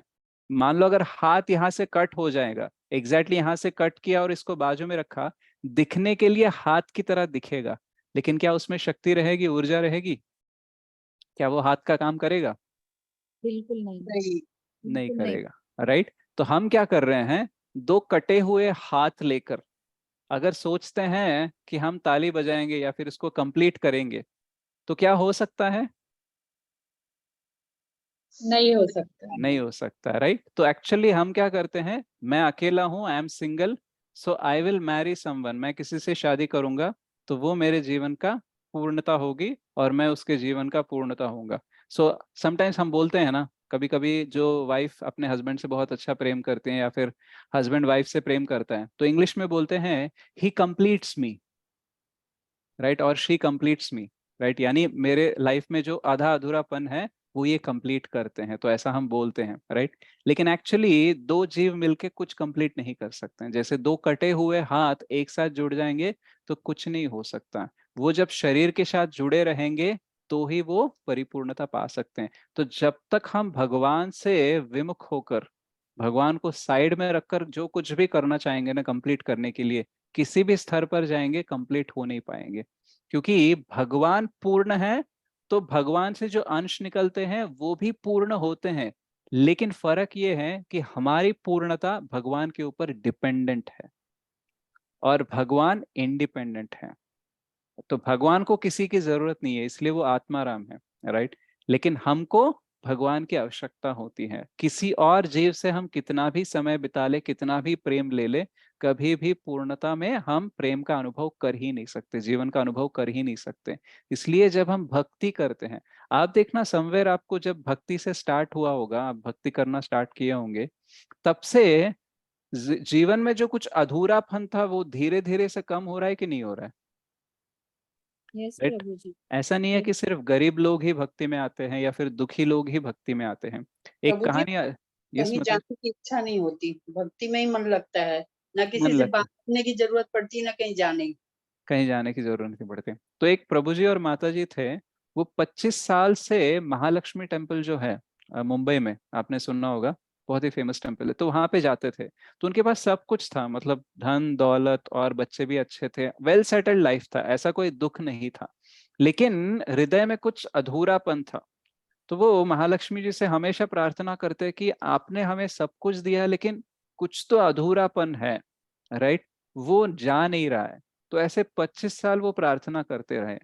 तो उसके बाद में उनको इस्कॉन चौपाटी या फिर इस्कॉन जुहू के कोई डिवोटी मिले थे, और उसके बाद में जब वो इस्कॉन से जुड़े, कृष्ण भक्ति जब करने लगे, तो उनका अधूरापन वो चला गया, राइट। तो वो खुद अभी मतलब इनिशिएटेड डिवोटीज है वो दोनों। तो वो बताते हैं कि इतने साल तक हम थे, सब कुछ था लेकिन थोड़ा सा अधूरापन था। तो एक्चुअली कृष्ण ही हमारा अधूरापन दूर कर सकते हैं, राइट। जैसे ये हाथ है, ये हाथ किसी भी हाथ से मिल जाए अधूरा ही रहता है। जब ये अपने बॉडी से मिल जाएगा, जहां से वो छूट चुका है वहां पे जब जुड़ जाएगा, तभी उसमें परिपूर्णता आ सकती है, राइट। तो वो कोयले को अकेले वो किसी से भी करेगा, राइट, संग, तो शायद थोड़ी देर जलेगा, लेकिन पूर्ण रूप से उसको जलना है तो जो मेन फायर है उसके अंदर आना पड़ेगा। तो हम सब उस आग के छोटी छोटी चिंगारियां हैं जो साइड में आके गिर गए हैं, या फिर वो बड़ी मशीन के छोटे छोटे पुर्जे हैं जो साइड में गिरे हैं, राइट। जैसे प्रभुपाद जी और एक एग्जाम्पल भी देते हैं कि जैसे मान लो कोई नट बोल्ट है बहुत बड़े शिप का, राइट, तो वो बोल्ट की कीमत जब वो उस शिप में लगी या फिर मशीन में लगी है तभी उसकी कीमत होती है। अगर उसको साइड में वो गिरा हुआ मिलेगा तो वो कचरे के समान हो जाता है, करेक्ट। तो वैसे ही हम जितना भगवान से विमुख होकर दूर जाएंगे, भले ही हम में कितना भी टैलेंट हो, भले हमारे पास कितना भी धन दौलत हो, कुछ भी हो, लेकिन हम अधूरे ही रहेंगे। इसलिए देखना, बहुत बार बहुत जो वृद्ध व्यक्ति होते हैं, जब डेथ बेड पे आते हैं, तब उनको एक डिससैटिस्फैक्शन रहता है कि यार लाइफ में बहुत कुछ कर लिया, लेकिन कुछ तो छूट गया है। राइट। और आप भक्त को देख लेना, उसको कैंसर भी हो जाए, टीबी भी हो जाए, वो डेथ बेड पे भी हो, उसको कंप्लीट ही लगता है। राइट। शायद भगवान का ये प्लान होगा मुझे ऐसे लेके जाने का, मेरे से जितना हो पाया वो मैंने किया, और भी शायद ज्यादा कर सकता था, बट मान लेते हैं कि भगवान की कृपा ऐसी ही है, तो अगर मौका मिले तो फिर से कर लेंगे। तो उसको कुछ अधूरापन नहीं रहता है, क्योंकि उसको पता है कि ही कंप्लीट्स विद कृष्णा। राइट। तो कृष्ण या फिर भगवान वो पूर्ण है, परम सत्य पूर्ण है, इसलिए उससे कुछ भी निकलता है, कितने भी इकाई निकले, वो पूर्ण ही होते हैं। अब ये फर्क होता है कि हम उद्देश्य के दृष्टिकोण से देख रहे हैं तो भौतिक जगत भी पूर्ण है। अगर हम डिपेंडेंसी के तरफ से देख रहे हैं तो एज ए जीव हम पूर्ण हैं कृष्ण के साथ में। राइट। तो कुछ भी पूर्ण से निकलता है वो पूर्ण ही रहता है। तो हम जस्ट समराइज करेंगे तो हमने क्या देखा कि ओम पूर्णमदः पूर्णमिदं पूर्णात् पूर्णमुदच्यते पूर्णस्य पूर्णमादाय पूर्णम पूर्णम पूर्णस्य पूर्ण, एक मिनट, हम श्लोक ही पढ़ते हैं। ओम पूर्णमदः पूर्णमिदं पूर्णात् पूर्णमुदच्यते पूर्णस्य पूर्णमादाय पूर्णमेवावशिष्यते। तो जो पूर्ण है उससे जो कुछ भी निकलता है वो पूर्ण ही होता है। तो एग्जाम्पल के तौर पे हमने ये व्यवहारिक जगत या भौतिक जगत लिया, तो ये भौतिक जगत कैसे पूर्ण है ये भी हमने देखा। और जो परम सत्य है वो सत चित्त आनंद, इन तीन पहलुओं में हमको साक्षात्कार करना है, तभी हम इसको पूर्ण बोल सकते हैं। तो हमने टेक्निकली थोड़ा समझने का प्रयास किया, फिर हमने एक एग्जाम्पल दिया, जैसे कि गुलाब जामुन का सुगंध होता है, उसका शेप होता है, उसका टेस्ट होता है, वैसे ही एक्चुअली भगवान का निराकार ब्रह्मन भी एक पहलू है, परमात्मा एक पहलू है, और भगवान फीचर ये भी एक पहलू है। तो ये तीनों ऑलरेडी सब में तीन रहते हैं, सच्चित आनंद रहते हैं, लेकिन हमारा अनुभव नहीं होता है। जैसे गुलाब जामुन के दृष्टिकोण से उसके अंदर सुगंध और शेप और टेस्ट होता है, लेकिन जो उसको ग्रहण करना चाहता है वो धीरे धीरे से जैसे पास में आएगा उसका रियलाइजेशन बढ़ेगा। पहले जब किचन के बाहर था तो उसको सिर्फ सुगंध आएगा, किचन में आके देखेगा तो उसका शेप दिखेगा, लेकिन जब हाथ में लेकर वो खाएगा उस टाइम पे उसको टेस्ट मिलता है। तो इसलिए हमारा भक्ति में हमें आगे कहाँ तक जाना चाहिए, जब पूर्ण रूप से सारा हम कुछ साक्षात्कार नहीं कर लेते हैं, ब्रह्मन, परमात्मा और भगवान, इन तीनों का साक्षात्कार नहीं कर लेते, तब तक हमें नहीं समझना चाहिए कि हमने पूर्ण रूप से साक्षात्कार किया है। तो बहुत सारे होते हैं निराकारवादी और बहुत सारे योगीज भी होते हैं जिन्होंने परमात्मा तक साक्षात्कार कर लिया, लेकिन वो भी पूर्ण नहीं है, उससे भी परे जाना पड़ेगा। फिर हमने देखा कि कैसे भौतिक जगत कंप्लीट है, डिजाइन के हिसाब से कंप्लीट है। हमने एग्जाम्पल देखा जेल और हॉस्पिटल का, और उद्देश्य के हिसाब से भी कंप्लीट है। क्यों? क्योंकि ये इंद्र तृप्ति करने के लिए बना ही नहीं है भौतिक जगत, सिर्फ हमें सुधारने के लिए और हमें यहाँ से निकल जाने के लिए बना है। राइट। ना ही जेल हमारे सुख के लिए या हमेशा रहने के लिए बना है, ना ही हॉस्पिटल हमेशा रहने के लिए बना है, दोनों भी टेम्पररीली सुधर के निकल जाने के लिए ही बने हैं। इसलिए अगर हम उसको सुख की इच्छाएं करते रहेंगे, इंद्र तृप्ति की इच्छाएं करते रहेंगे, तो विचलित होते रहेंगे। और हमें ह्यूमन फॉर्म ऑफ लाइफ जो मिला है, हमें मानव जन्म जो मिला है, इसका विशेष अधिकार क्या है? जन्म मृत्यु जरा व्याधि से परे हम जा सकते हैं, जो बाकी योनियों के जानवर या फिर कोई भी नहीं जा सकता। इसलिए हमको इस विशेष अधिकार को सद्विनियोग करना चाहिए। और फिर हमने देखा कि कैसे जो सेंस ग्रेटिफिकेशन यानी इंद्र तृप्ति करके हम अपनी लाइफ को कंप्लीट करना चाहते हैं, वैसे हमें करना नहीं चाहिए। हमें कृष्ण के संग में आकर हमको लाइफ कंप्लीट करने का प्रयास करना चाहिए। ओके, तभी जाके हमको वो पूर्णता लाइफ में मिल सकता है, तब तक हमको नहीं मिलेगा। ओके।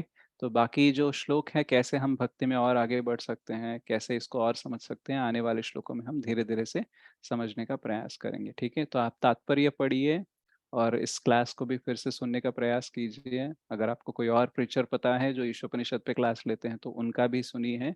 राइट। हो सकता है कि मेरी मतलब सीमित बुद्धि की वजह से, मेरी सीमित क्षमता की वजह से, दक्षता की वजह से मैं शायद सारे पॉइंट्स आपको ठीक तरीके से बता पाया नहीं पाया, पता नहीं, बट मैंने जस्ट प्रयास किया। Right? So I hope you have understood something, और आप आगे जाके धीरे धीरे और ज्यादा समझो, ऐसे हम आशा करते हैं। ओके, श्री श्री बहुत सुंदर उपनिषद प्रयास की था जय, प्रभु जी श्रील आपका। प्रभुपाद की ज्ञान जय। मिलता है हमें आपकी क्लास से। बहुत बहुत धन्यवाद। थैंक यू हरे माता जी, कृष्ण। हरे कृष्ण। हरे कृष्ण। प्रभु जी नंद नंद कास्ट कम गा दीजिए ना जरा। वो आता नहीं माता जी मुझे। सौराष्ट्र का। राहला सौराष्ट्र का मैं ट्राई करता हूँ। तो पहले कुछ सवाल है तो ले लेते हैं, फिर हम कीर्तन करेंगे। किसी का सवाल है तो आप हैंड राइज कीजिए।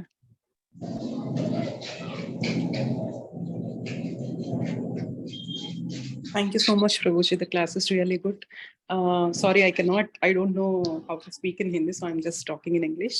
Okay. So the material world that you compared it to a prison house and a hospital is really good, Prabhuji, because we always make arrangements to settle here, and we always have the thought process to make a comfortable life here. So, but when we get this thought that we don't want to settle in a hospital, our intention will be always to get out of the hospital as early as possible. So that is really good, Prabhuji. Thank you so much for that. Thank you माता जी। Yes, राज्य Lakshmi, D राज्य लक्ष्मी माता जी। हरे कृष्णा प्रभु जी, दंडवत प्रणाम प्रभु हरे जी। कृष्ण माता जी, धन्यवाद प्रणाम। आ, माने आप बता रहे थे आत्मा सच्चित आनंद को अनुभव में लेना है, तो वो अनुभव केवल साधना से ही होती है प्रभु जी? साधना से ही होती है मतलब? माने भगवान को महसूस करना, नहीं तो दर्शन करना, ये सब हम जैसे कि प्रभुपाद जी ने डिसिप्लिन बताए हैं, वो बुक्स पढ़ना और साधना, चैंटिंग करना, सेवा करना, गुरु के पद दर्शन में चलना, या ये सब करते आगे जाके पता चलेगा या ग्रेजुअली भी पता चलेगा? ग्रेजुअली वही ग्रेजुअल प्रोसेस है। जब हम ये सब करते रहेंगे तो धीरे धीरे से अनुभव होता रहेगा, लेकिन जब हम धाम चले जाएंगे तब पूर्ण रूप से अनुभव हो जाएगा, या फिर जब हमारा पूर्ण रूप से शुद्धिकरण हो जाएगा तब पूर्ण रूप से अनुभव हो जाएगा। जैसे कि आप अगर मान लो, जैसे ये रोशनी है, ये आपको दिख रही है रोशनी, जी राइट? तो ये अभी जी। दिख रही है, लेकिन अगर मैं इसके ऊपर उंगली रख दूंगा तो दिख रही है आपको? कम कम दिख रही है। बहुत कम दिख रहा है, मतलब ये रेड हुआ है इसलिए आपको लग रहा है कि वहां पे है, राइट? तो धीरे जी धीरे से अगर मैं उंगली को हटाते रहूंगा तो रोशनी बढ़ेगी कि नहीं बढ़ेगी? जी जरूर। राइट? लेकिन जब पूरी उंगली हट जाएगी तो पूर्ण रोशनी दिखने लगेगी। तो अभी क्या है, हमारा शुद्धिकरण नहीं हुआ है, राइट? तो धीरे धीरे जैसे जैसे शुद्धिकरण होते रहेगा, उस लाइट का अनुभव होते रहेगा, राइट? सो कवरिंग जो है हमारा हटते रहेगा, राइट? जो हम साधना करते हैं तो क्या होता है, चेतो दर्पण मार्जनम होता है, राइट? तो जब हम भगवान के अर्च विग्रहों का दर्शन करते हैं तब भी शुद्धिकरण होता है, कृष्ण कथा जब सुनते हैं तब भी शुद्धिकरण होता है। जब पूर्ण रूप से चेतना शुद्ध हो सकती है तब उस चेतना स्पिरिचुअल चीजों को पकड़ना शुरू करती है। जैसे और एक एग्जांपल दे सकते हैं कि जो ये रहता है, क्या बोलते हैं, जिसको कोरोजन हो जाता है, लोहे को जंग लग जाता है, तो वो क्या करता है, मैग्नेट उसके पास भी रखो तो अट्रैक्ट नहीं कर पाता है, राइट? लेकिन जब उसका कोरोजन हट जाता है, वो नेचुरल स्टेट में आ जाता है, तो क्या हो जाता है, वो चिपक जाता है ना, जी राइट? अभी हमारा क्या सिचुएशन है कि हम वैसे पूरे हृदय में जंग लगा हुआ है, बहुत सारी धूल चढ़ी हुई है, इसलिए भगवान की अनुभूति नहीं होती है। लेकिन जो प्रभुपाद जी ने बोला है, साधना, स्वाध्याय, साधु संग करने के लिए, सेवा करने के लिए जो सदाचार हम करते हैं, धीरे धीरे से भगवान की अनुभूति हमें मिल जाती है। प्रभु ओके, जी, फिर भी हम करते हैं, फिर भी गुस्सा आता है, ईर्ष्या होती है, और किसी बात पे तो बहुत ही गुस्सा आ जाता है, तो स्वभाव तो इतना जल्दी बदलने वाला नहीं है ना प्रभु। स्वभाव हाँ। तो उस पे कैसे हमको नियंत्रण अभी करना जैसे चाहिए? मान लो किसी को नॉर्मल खांसी हो गई, तो कम करने में कितना टाइम लगेगा? थोड़ा। थोड़ा टाइम। अगर मान लो टीबी टीबी से भी खांसी होती है, जी होती है ना। राइट? टीबी की वो खांसी तो हो गई तो कम होने में कितना टाइम लगेगा? 6 महीना 8 महीना। 1 साल 2 साल भी लग सकता है। तो हाँ। जितना बड़ा रोग उतना ज्यादा टाइम लगेगा। तो उस पे मेरे को दुख ही नहीं होना चाहिए प्रभु जी। हाँ, दुख मेरे नहीं को होना चाहिए, लेकिन सावधानी होनी चाहिए। हाँ। राइट, दुख का मतलब क्या है कि अरे यार ये मेरे साथ ही कैसे हो गया, ये क्यों नहीं जा रहा है, क्यों नहीं जा रहा है, तो इससे कुछ फर्क नहीं पड़ेगा, इससे टाइम वेस्ट हो जाएगा। आपको सोचना चाहिए कि ठीक है बीमारी बड़ी है, थोड़ी दवा लेनी पड़ेगी, कितना भी कुछ मैं गिड़गिड़ा लूं रो लूं, टाइम तो लगना है। हम्म, राइट, जैसे आपका हाथ फ्रैक्चर होता है तो डॉक्टर बोलते हैं 6 हफ्ते तक आपको हिलाना नहीं है, आपको रेस्ट करना है। आप कितना भी ट्राई कर लो, कितना भी मंत्र डाल दो उसके ऊपर, वो हड्डी को ज्वाइन होने में, फिर से सेम मूवमेंट आने में टाइम लगेगा।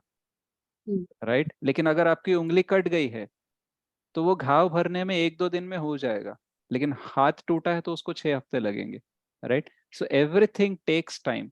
हमको इसलिए क्या करना चाहिए, उत्साह, निश्चय, धैर्य, यानी एंथुजियाज्म रहना चाहिए भक्ति में, और दृढ़ निश्चय के साथ आगे बढ़ना चाहिए, ये विश्वास रखकर कि आएगा रिजल्ट।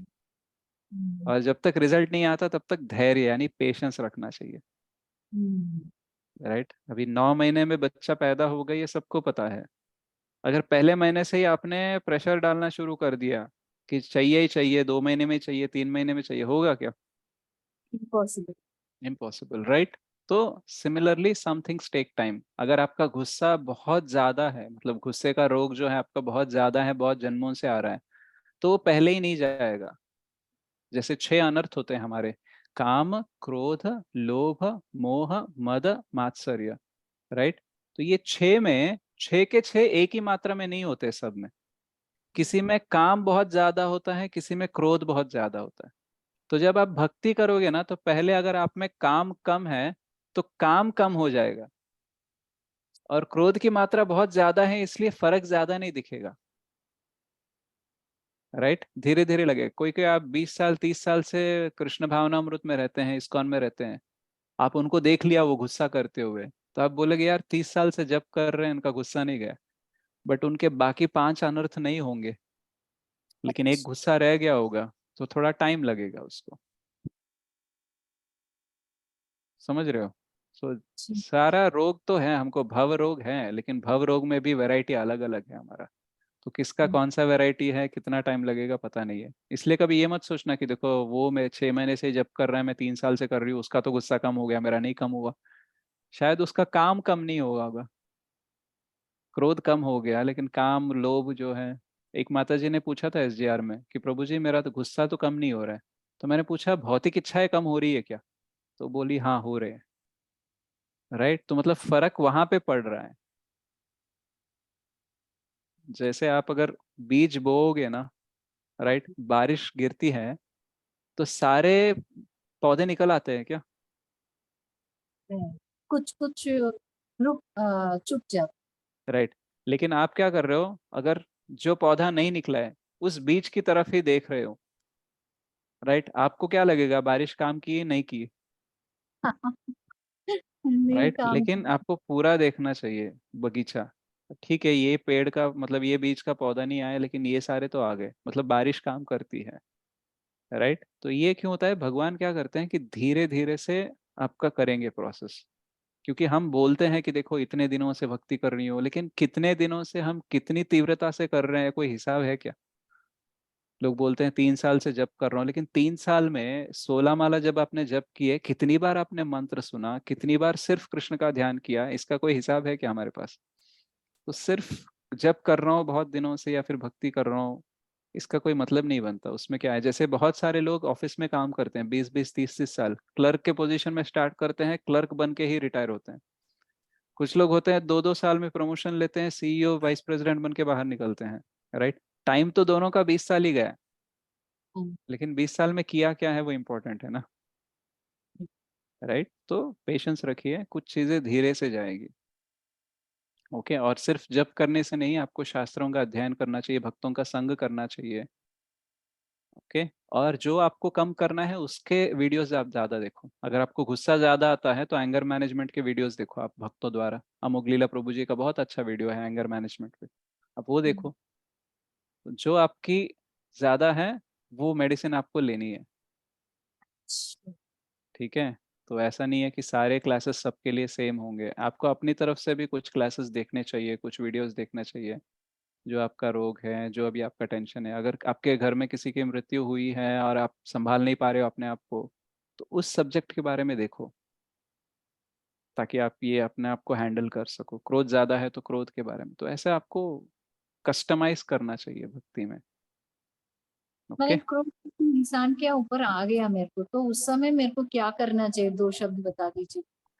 उस समय पे कुछ नहीं कर सकते, उस वो समय क्रोध पे। आने से पहले ही करना चाहिए, अच्छा। राइट। गुस्सा करने से पहले, करने के बाद में ही ट्रेनिंग हो सकती है। गुस्सा आ गया तो कुछ नहीं कर सकते हैं। हरे कृष्ण प्रभु जी। हरे कृष्णा। मैं कुछ बोल सकता हूँ आपसे? हाँ हाँ बोलिए। हमें जब गुस्सा आता है और जो एक हम करने जा रहे होते हैं ना, उस हम्म, समय अपने आप को बोलना चाहिए रुक जाओ। ये अपने आप को कौन बोलेगा? खुद ही बोल रही है। जब वो एक्ट खुद, करने जा रहे हैं ना, किसी के ऊपर नहीं हाथ नहीं, उठा रहे हैं, गुस्सा किसको आ रहा है हमको ही आ रहा है, और किसको लेकिन बोलना चाहिए गुस्सा मत करो? अपने अपने आप को आप। ही बोलना चाहिए।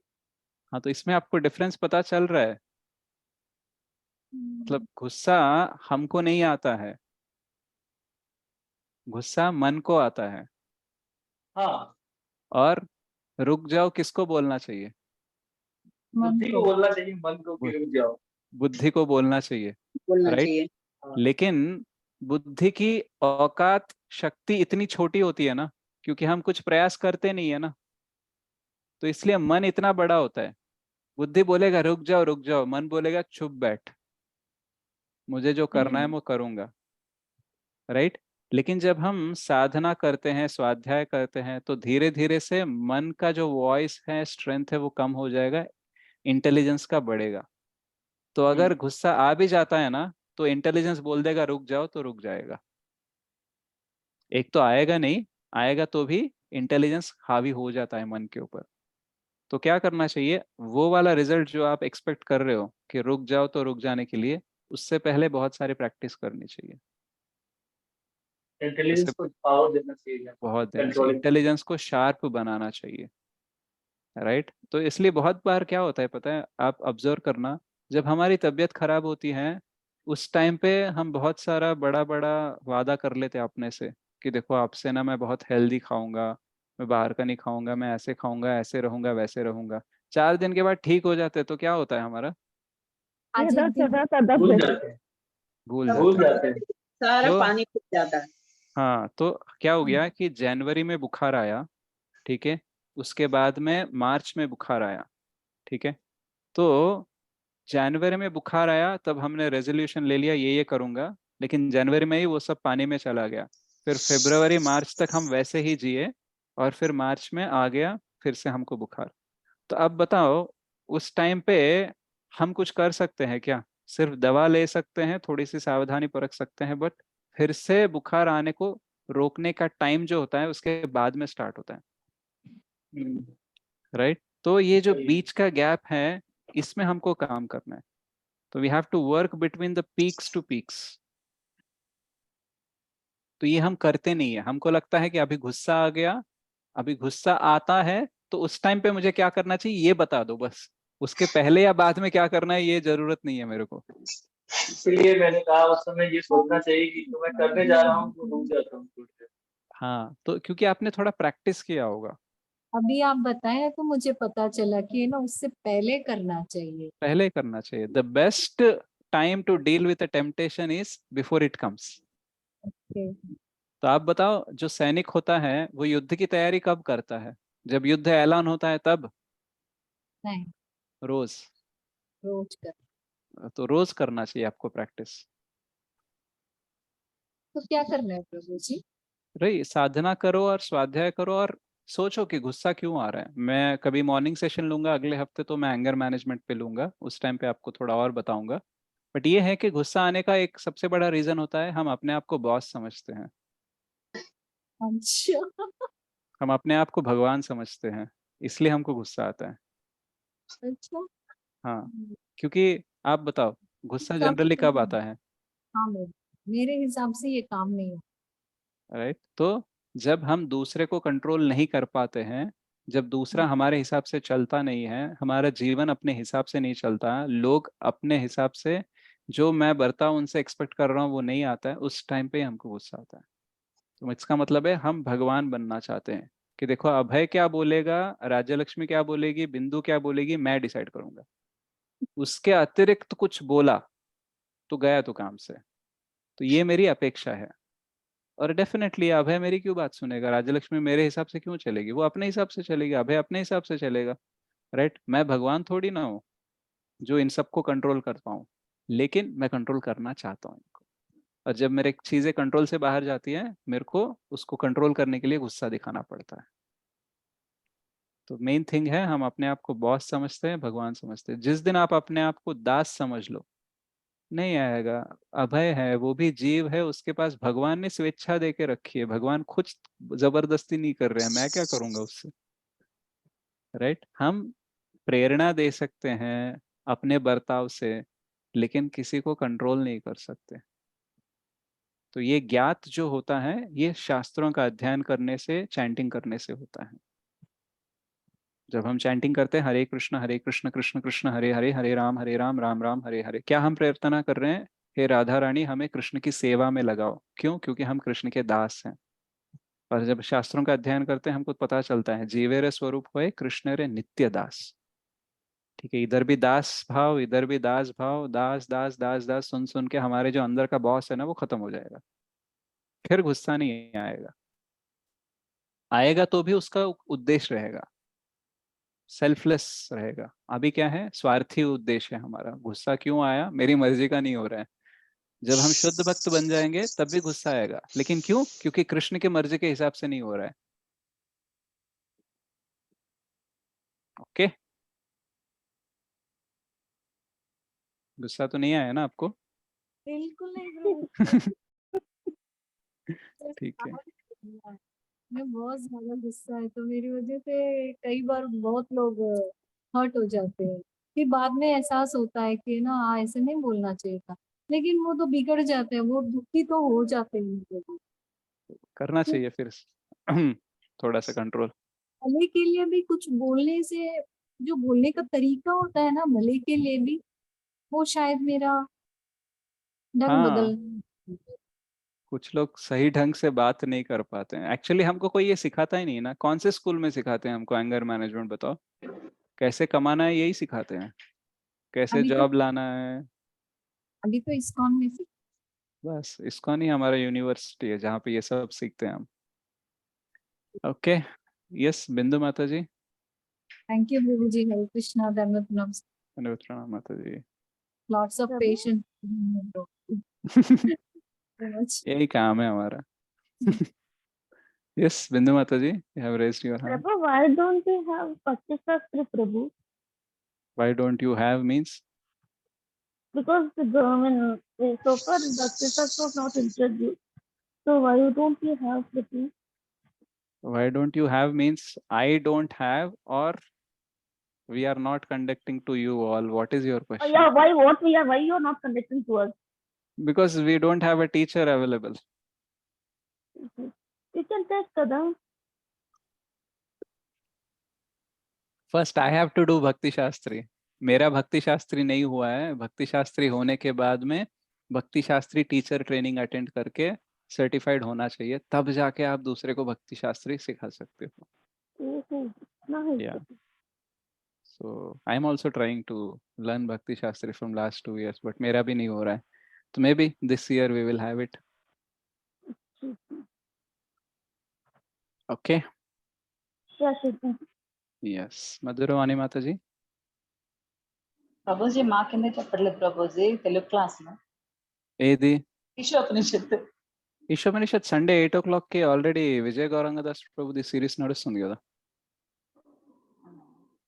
అయినా మీరందరూ వైల్డ్ కార్డ్ ఎంట్రీతో వచ్చారు ఇక్కడికి. First you have to do SGR, then you have to do Gita Sadhaka 108 important shlokas, then Ishopanishad. Have you completed these two? లేదు, ఒకటే అయిపోయింది, రెండోది నడుస్తుంది. సో అది అయిపోయిన తర్వాత అడగాలి మీరు. బట్ అవర్ బ్యాచ్ కంప్లీటెడ్ కదా ప్రభు, ఆ? 1 యూనిట్ కంప్లీటెడ్ కదా. మీది కదా, ఆ, మరి మీరు అడగలేదు కదా క్వశ్చన్. ఎవరు క్వశ్చన్ అడిగారో వాళ్ళకి ఆన్సర్ ఇచ్చాను. ప్రభుజీ ఎస్, నాకు ఒక డౌట్ ఉంది ప్రభుజీ. పుణ్యం ఇప్పుడు అడగమంటారా? తెలుగు క్లాస్ లో అడగమంటారా? అడిగండి. అలా కాదు, ఇప్పుడు పాపం పుణ్యం ఇప్పుడు మనకి ఏది వద్దు, మనం ఇప్పుడు ఇందులో చేరిన తర్వాత మనం తెలుసుకున్నాం కదా, పాపం వద్దు మనకి పుణ్యం వద్దు, న్యూట్రల్ గా ఉండాలని.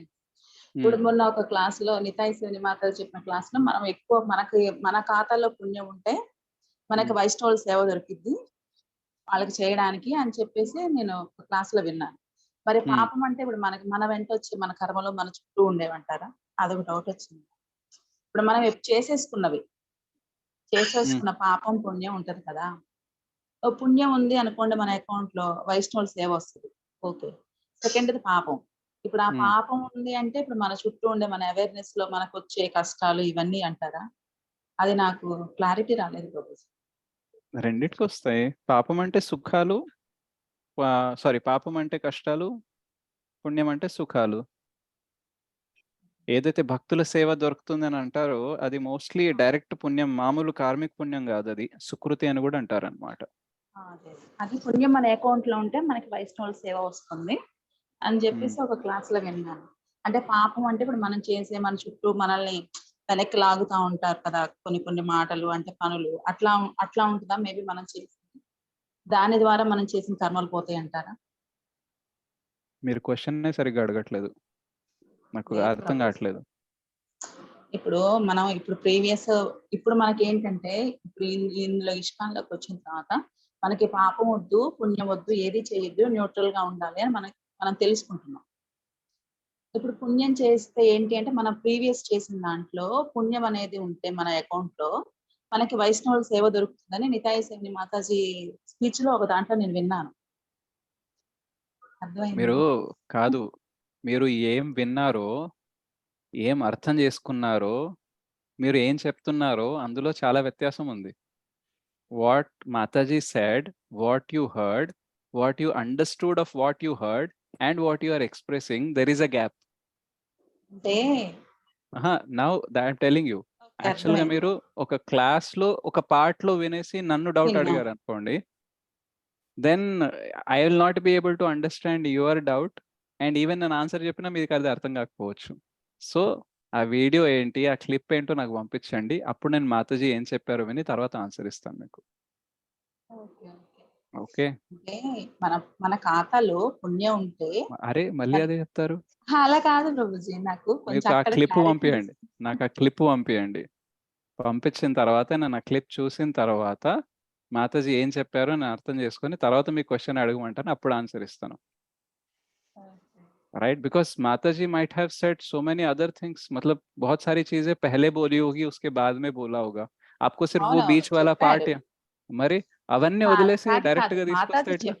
అంటే పుణ్యం గురించి మాతాజీ చెప్పారు, మన అకౌంట్ లో పుణ్యం ఉంటే సేవ దొరుకుతుంది అని. అదే పాపం ఉంటే ఏంటి అని నా క్వశ్చన్ అన్నమాట. అంటే మన చుట్టూ ఉండే కర్మలు ఇప్పుడు మనం చేసుకునేవి, మనకు వచ్చే ప్రాబ్లమ్స్ మేబీ దాని వల్ల వస్తాయి అనేది నా క్వశ్చన్. మీ క్వశ్చన్ ఏదన్నా ఉండండి, ఇప్పుడు నన్ను అడగండి. First, show me what Mataji said. After that, I'll ask you your question. That time you ask. Understood? Mataji correct మీరు చెప్పేది నాకు అర్థమైంది. మాతాజీ అర్థమైతే మీరు ఇంకా అడగట్లేదు, మీరు అడగద్దు ఇంకా. చెప్పారు. ఓకే ప్రభు. See, जब भी कोई आप दूसरे वीडियोस देखे उसमें से मुझे सवाल पूछते हो ना, तो फर्स्ट थिंग, एक तो मैं आंसर देने का प्रयास करूंगा, लेकिन आपको ये ध्यान में रखना चाहिए कि आपने किस संदर्भ में सुना था, क्या कॉन्टेक्स्ट था, वो भी आपको याद रहना चाहिए. Otherwise see, Sanskrit has multivalent words, यानी एक शब्द के अलग अलग अर्थ हो सकते हैं. अब वो कौन सा अर्थ उन्होंने यूज किया, कौन से संदर्भ में यूज किया, ये अगर क्लैरिटी नहीं है तो फिर आपका क्वेश्चन पूछने में क्लैरिटी नहीं होगा, मेरे आंसर देने में क्लैरिटी नहीं होगा. समझ रहे हो? अभी माताजी पूछ रही थी कि निताई सेवनी माताजी का एक वीडियो देखा था, उसमें माताजी ने ऐसा बोला था, तो उसका बेस पे क्वेश्चन पूछ रही है. तो क्या है कि माताजी ने एग्जैक्टली क्या बोला है, उसके पहले क्या बोला, उसके बाद में क्या बोला, ये भी देखना पड़ेगा। तब जाके हमको समझ में आता है कि माताजी एक्चुअली क्या बोलना चाहती थी और क्या हम उसके समझना चाहिए। तो उसके आधार पर जब हम सवाल पूछेंगे तब जवाब देने में कोई सेंस होगा। सही बात है कि नहीं? करेक्ट प्रभु, करेक्ट कॉन्टेक्स्ट करते ओके मैंने निकाल के रखे। Okay so fine, we'll just sing Chaurashtakam. Actually मेरे को ज्यादा लिरिक्स और उतना आता नहीं, बट मैं ट्राई करूंगा। माता जी आपने पूछा है तो। किधर गया है माता जी? चले गए क्या? आए था माता जी? प्रभु जी यहीं पर हूँ। हाँ हो ना आप? ठीक है। Okay so I will sing Chaurashtakam and then we'll end the class.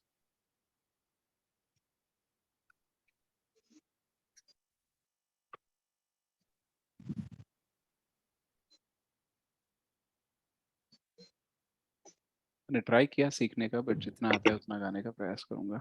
So this is written by Srila Bilva Mangal Thakur. तो चौराष्टकम जो चातुर्मास में, सॉरी चातुर्मास ने पुरुषोत्तम मास में रोज गाना होता है। हरे कृष्णा प्रभु जी, बेटा मेरे को भी थोड़ा सा मौका दीजिएगा चौराष्टकम गाने का। या अगली क्लास में दूंगा माता जी। ओके, धन्यवाद बेटा। थैंक यू माता जी।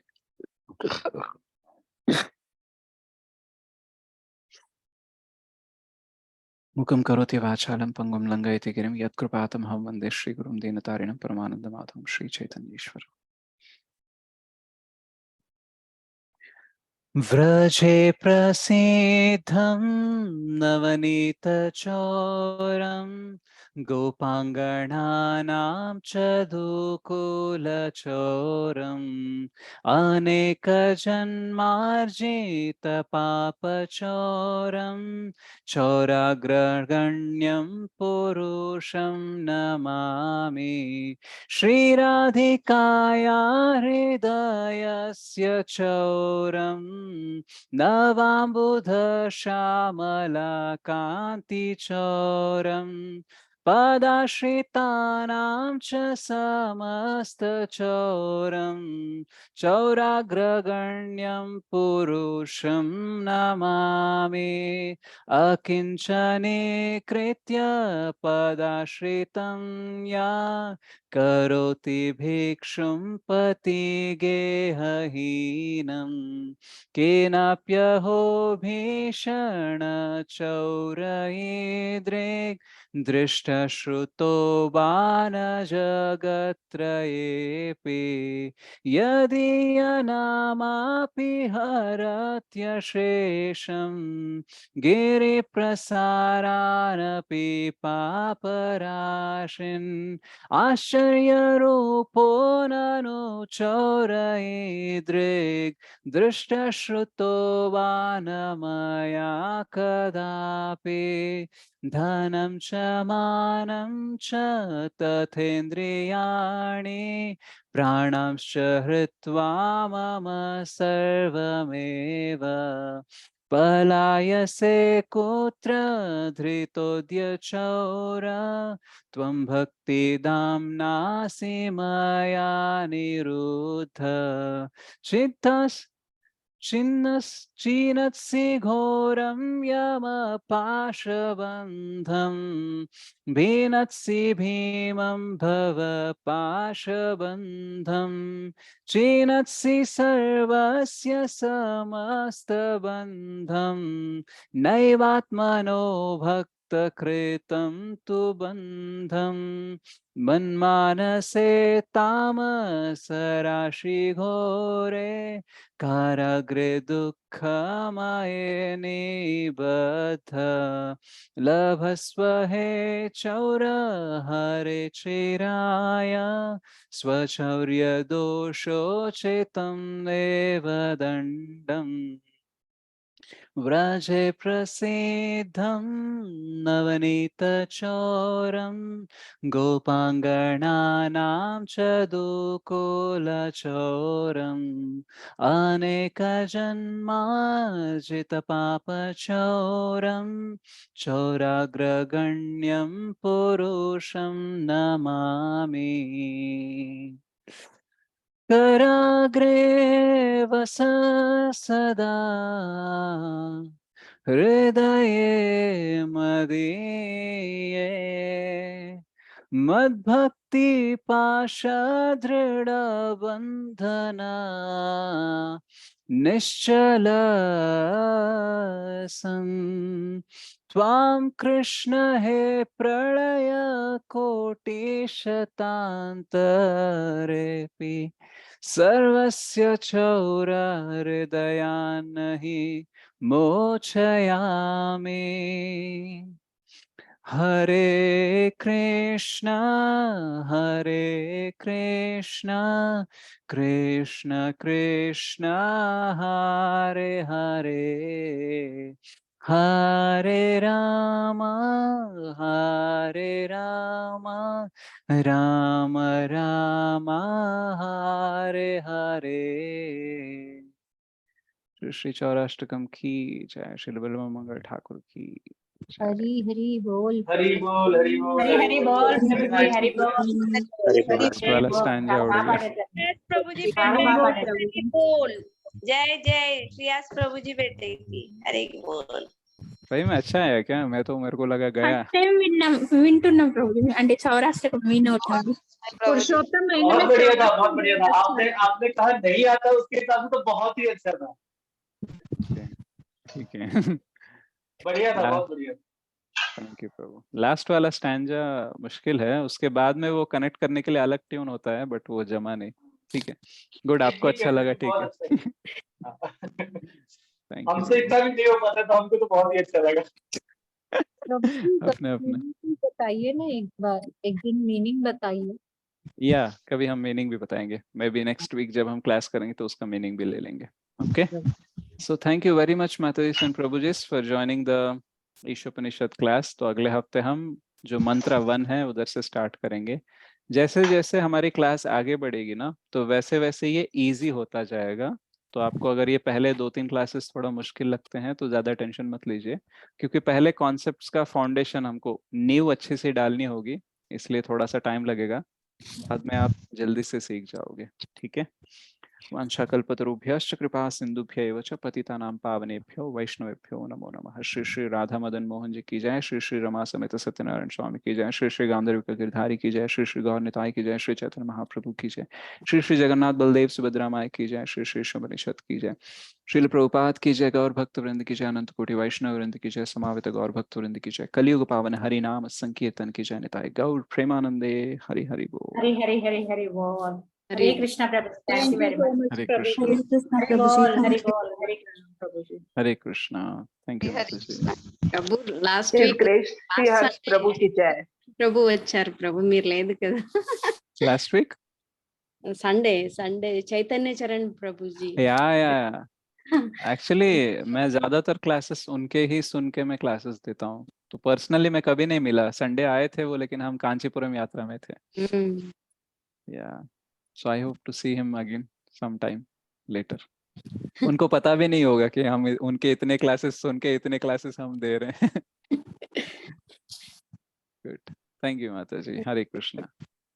हरे कृष्ण प्रभु जी। हरे कृष्ण प्रभु जी, दंडवत प्रणाम। Thank you so much Prabhu ji. Hare Krishna Prabhu ji, दंडवत हरे प्रणाम। कृष्णा। सभी भक्तों को हरे प्रणाम। Krishna Prabhu ji, thank you. Hare Krishna. Thank you माता जी। हरे कृष्णा।